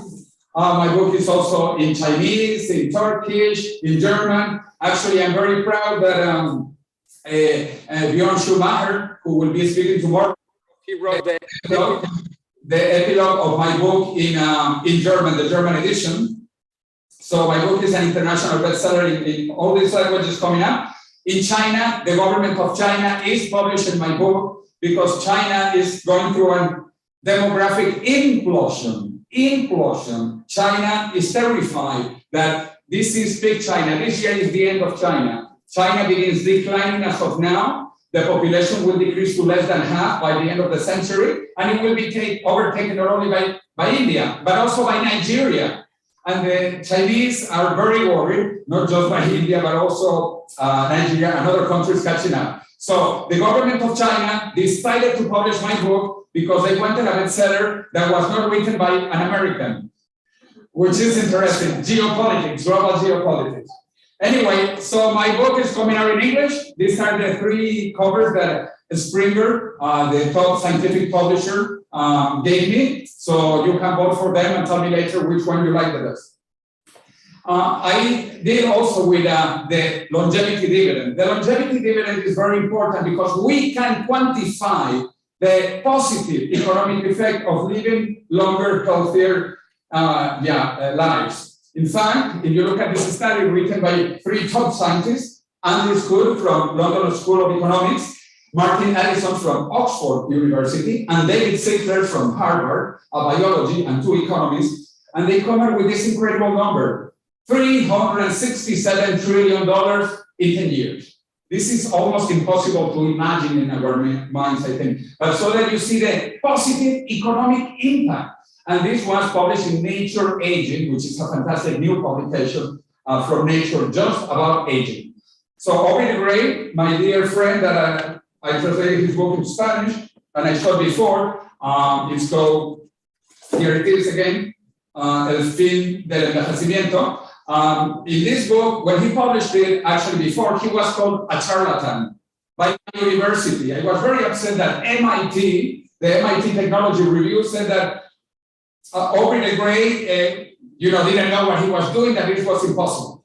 Well, 14 years later, in 2019, MIT Technology Review, the same publication, said that actually he was right. Old age is over, if you want it. So look at the dramatic change of public opinion, even in MIT. Or my friend, Ray Kurzweil, who talks about the 3 bridges to immortality. Also, I have translated his books into Spanish so that we popularize these ideas in Latin America and Spain.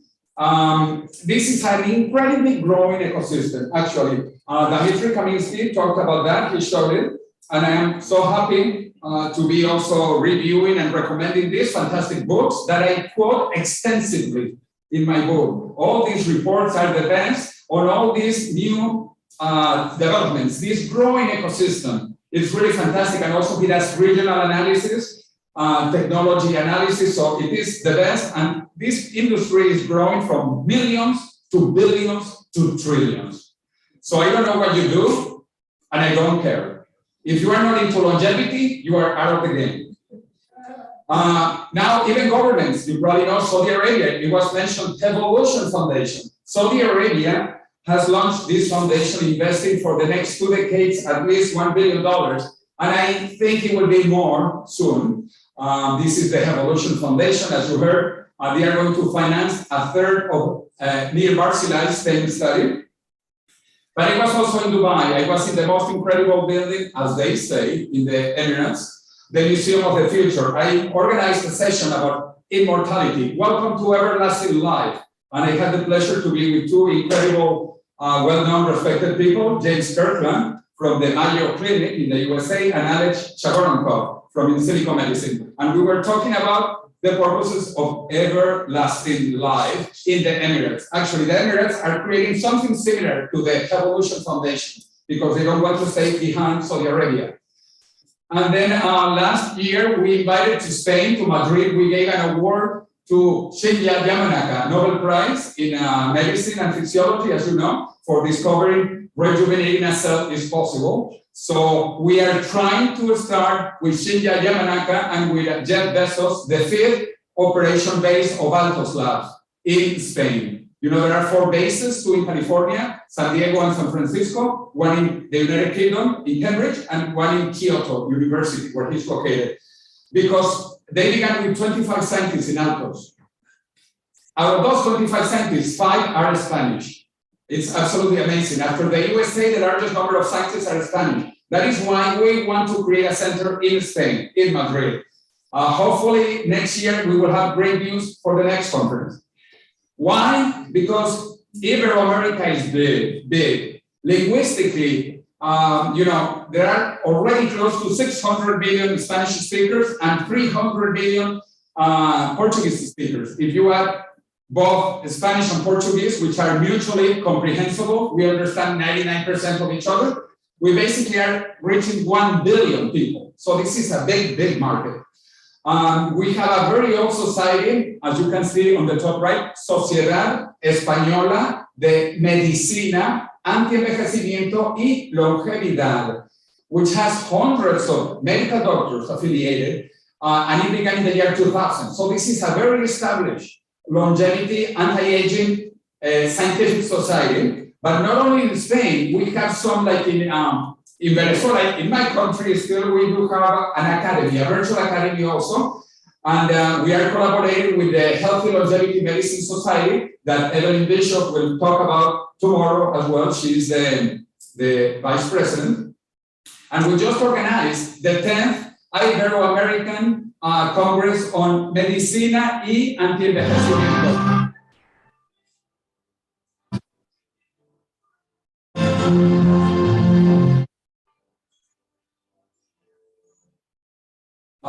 We are also looking for a president who will declare aging as a disease.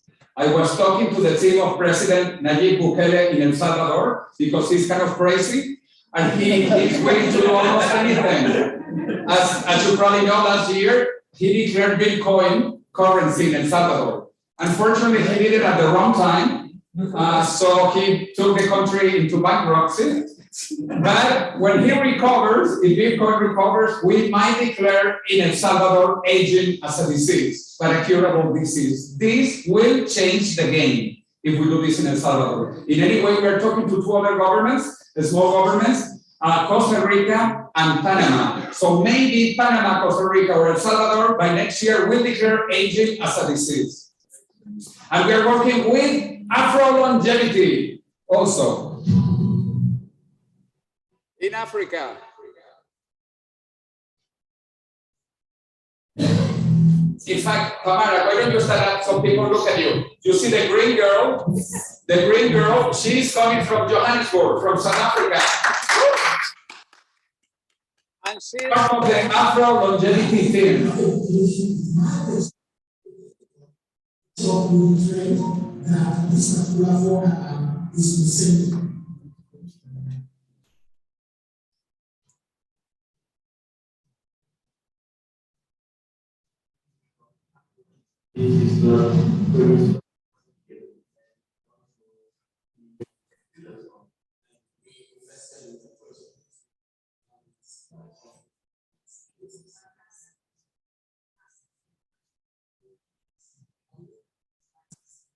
I never considered myself. I now consider myself fortunate.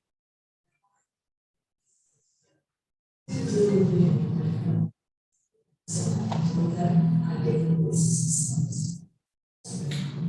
next Afro Longevity seminar will be August 23rd and 24th in South Africa, near Johannesburg.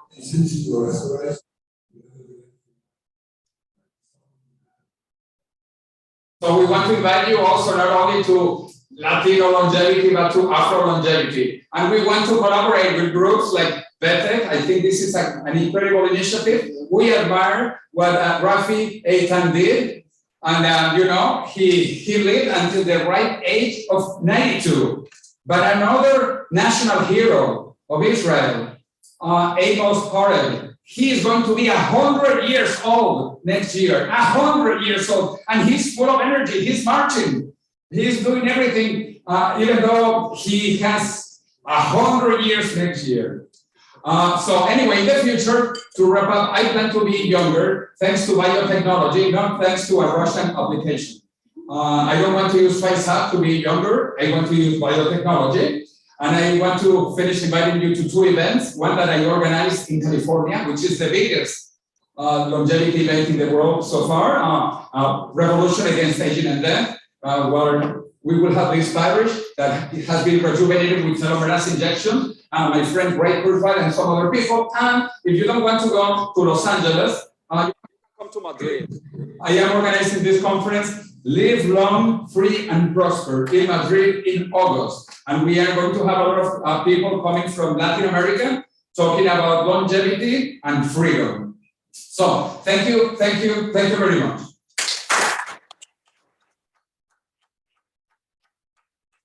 I can take a question before continuing with the final presentation.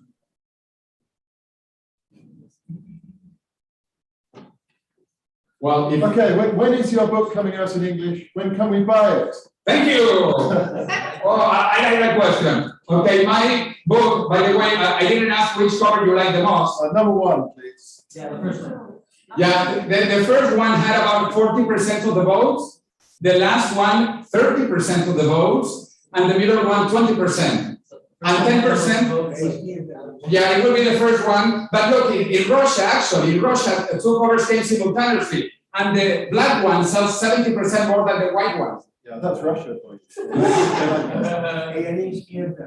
Yeah, anyway, so the book will come out by the end of June, the first week of July. Oh, by the way, some beautiful people here have written fantastic quotes in the book. Like you all heard Fiona Miller this morning. Fiona wrote a beautiful, beautiful quote. As I said, also Professor Bjorn Schumacher wrote even the epilogue of the book in German. And then Aubrey the Great wrote the introduction, the preface. And also Evelyn Bishop has written a beautiful quote, and many other people, including George Church, and Ray Kurfeld, and Michio Kaku. Michio Kaku is my favorite physicist, and he believes in immortality. Anyway, so thank you for the question. And now, let's continue with the final presentation from a friend that has come from Brussels. He is also a very prolific writer, advisor. He's a lawyer, but he's working on longevity issues dedicated. And also he has a foundation called HEALS in Brussels. And he has published this fantastic book, which I also quote, Arrêtez de vieillir, which means if we stop aging. So, welcome to Ilia, please.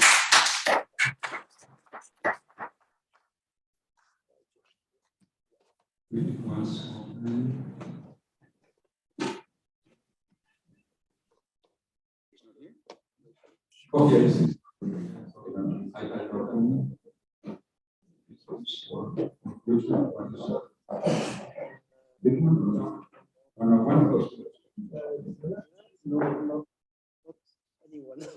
Okay. Maybe. But it is here. It was here. Yes, please.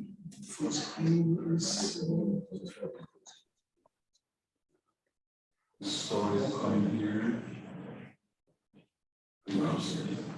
Thank you. Okay. Hello. See Enrico or not? No? Okay. So I will speak about the big data for longevity at the European level, but also at other levels, and also how to share big data, because for me this is a central question. First, a reminder about a few facts concerning longevity.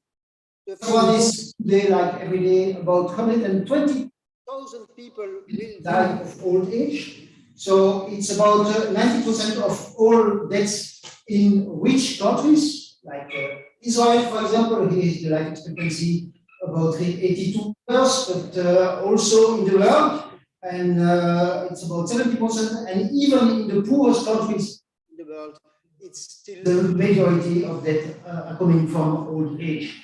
And to take just the neighboring countries, so in Palestine, for example, 74 years, so not so bad. You probably know that we die only of, we die of three, there's a technical problem.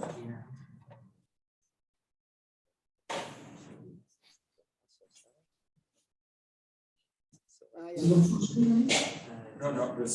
continue. So you probably know that we die of mostly of three diseases related to old age: the cardiovascular diseases, cancers, and neurodegenerative diseases. But actually, when we die of diseases related to old age, it's also infectious diseases, COVID, of course, falls. Well, most causes of death are related to aging. Most causes of involuntary death, and yeah. So you all know that the average lifespan is increasing, but often we forget that the maximal lifespan is not increasing. So the first person who reached 100 years, she died more than 2,000 years ago. She was Teresia of Cicero. And there's a great echo. Yeah.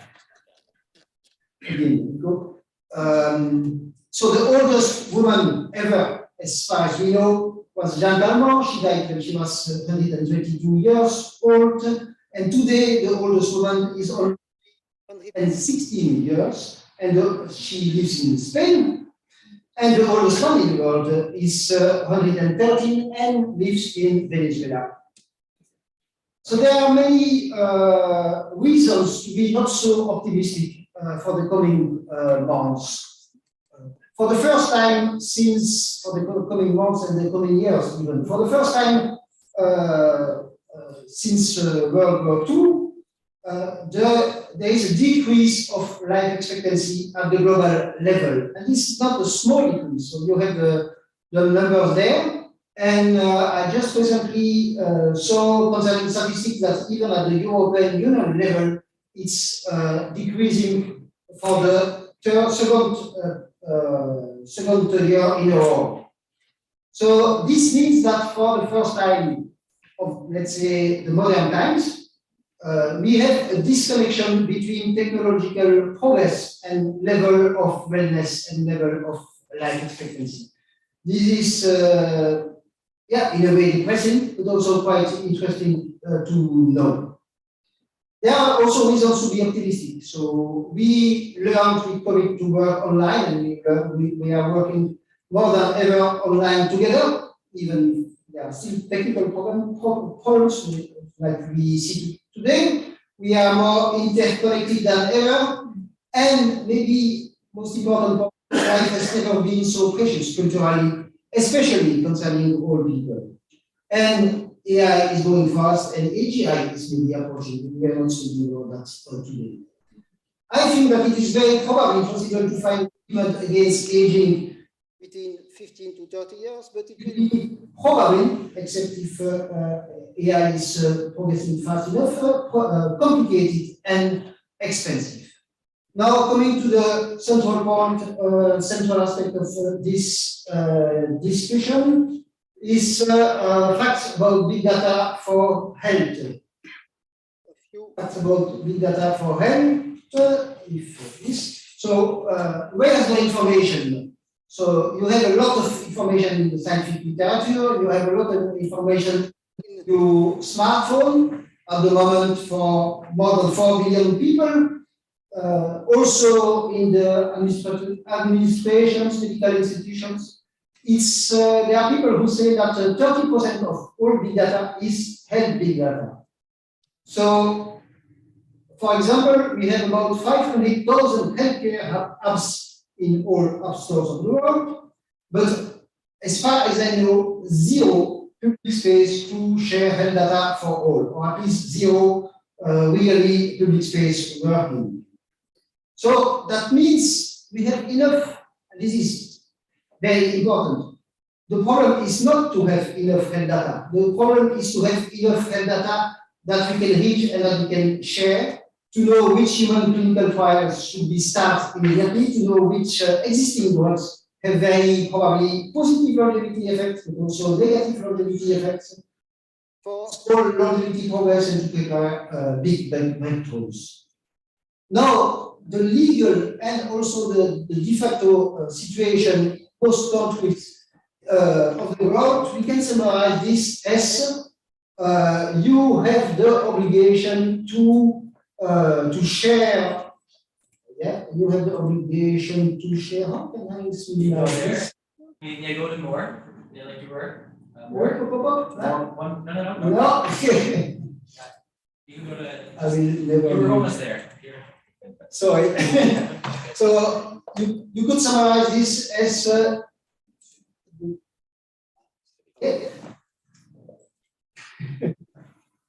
technology. If you want to use a service of private companies or even public entities, you are obliged to use to sell the data or to give the data to them, and you are not allowed to use it again. So in no country with the tools that we have at the moment, nobody is allowed to be really the owner of the data. And in fact, you are not allowed to share it with scientists. And even if you decide to share it with scientists, the scientists will have problems if they use your data. And even if scientists decide to use your data, they will probably not be able to have their findings published.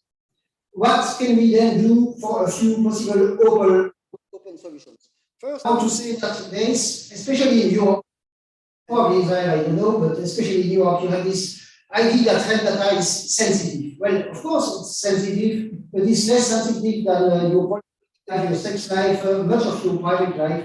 And it would be less risky if the health system is public and if health data are not to be sold. So what, for me, an ideal world would be a world with patent left, or at least no patent for work made with public money, to facilitate sharing of data, to have the publication of negative results, because companies who are selling their products, when they fail in their experiments, they don't publish the results, and to have also research outside patentable fields. We should also constantly remind that most people, they were polls in Belgium, in European countries, most people are willing to share data for scientific and medical goals. When you ask them, they are just afraid that it's going to be sold to companies or that it's going to be used against them. But for scientific research, they are always in favor. And that's for specifically for Europe, that GDPR, so the General Data Protection Regulation, and other rules of privacy are not above fundamental human rights and must be compatible with them, and especially, of course, the right to health. We could share information with private organizations like the International Longevity Organization, but you have to be very careful of nice words in these organizations about open sharing. Very often, sadly, it's called open, but it's not open. We could also think about software for sharing data at the level of the WHO, so the World Health Organization. The problem is they are not working enough to share health data. And somebody here told me they don't have money also, and that's one of the reasons no research is not enough research is needed. So yes, we should work at the European level, not only because I'm European, but because they have a beautiful project called, this is a regulation this is a project of regulation who is already almost 1 year old, and it is a regulation for what's called the European Health Data Space, with 4 ideas very positive: interconnectivity of databases, of course, the concept of what they call altruist databases. It means that the information you bring there, the information you take there, cannot be used to be sold or to be, so cannot be used for commercial goals, and of course can be shared with scientists, otherwise it's not very interesting. The main problem of this regulation is that democratic organizations, especially democratic European organizations, are not very fast. The most spectacular example concerning time also is the fact that Europe decided already, I think, 6 years ago to suppress summertime, and it's still not done. So even for very simple things, it takes time. Of course, I was surprised today we didn't speak about this yet. We should use artificial intelligence. We know that things are going very, very fast. We should use artificial intelligence on the positive side, I would say, for healthy longevity, but also on the, let's say, negative side, because other use of artificial intelligence, of artificial general intelligence, could be very dangerous. So also against risk, against existential risk. So because other priorities are more dangerous. And maybe AGI will not suffer for what's called mortality science or terror management theory, or Aubrey speaks about death funds. The fact that when we try to fight to decrease aging, people are kind of afraid of the idea because at the moment we don't have any choice, and so the best way to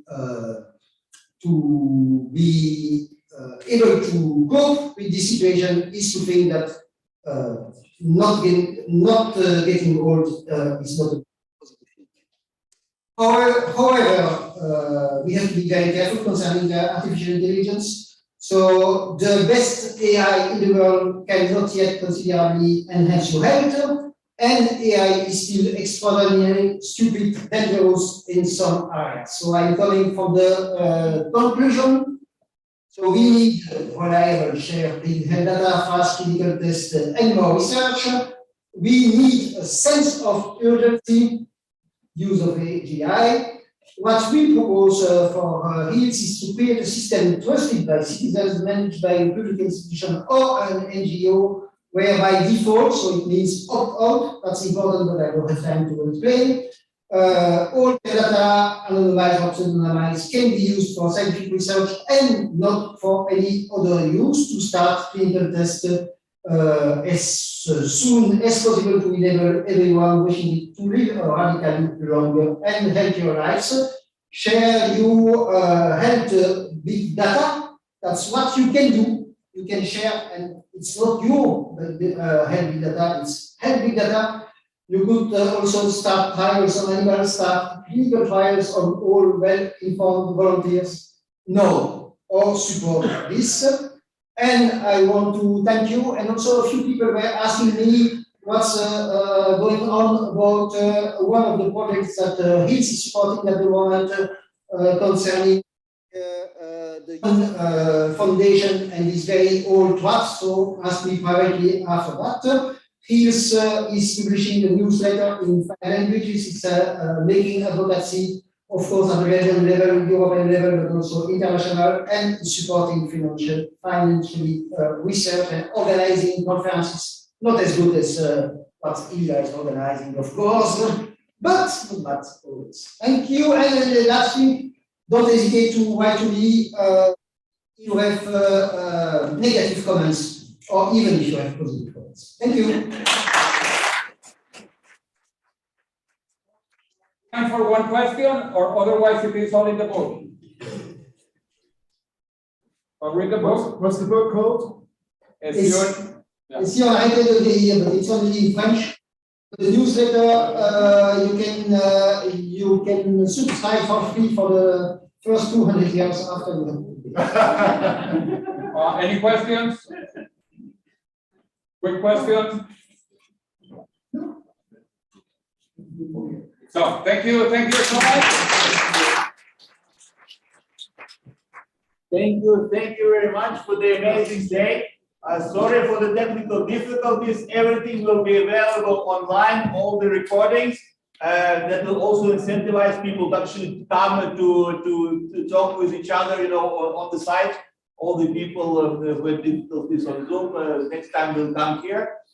So thank you very much, and please, the speakers come and let's discuss what we do next. The speakers, the VIPs, people also to charity field, and all the others. I hope to see you tomorrow at the same time. The gathering is 8:30, and at 9 we have the beginning of the next round. Thank you.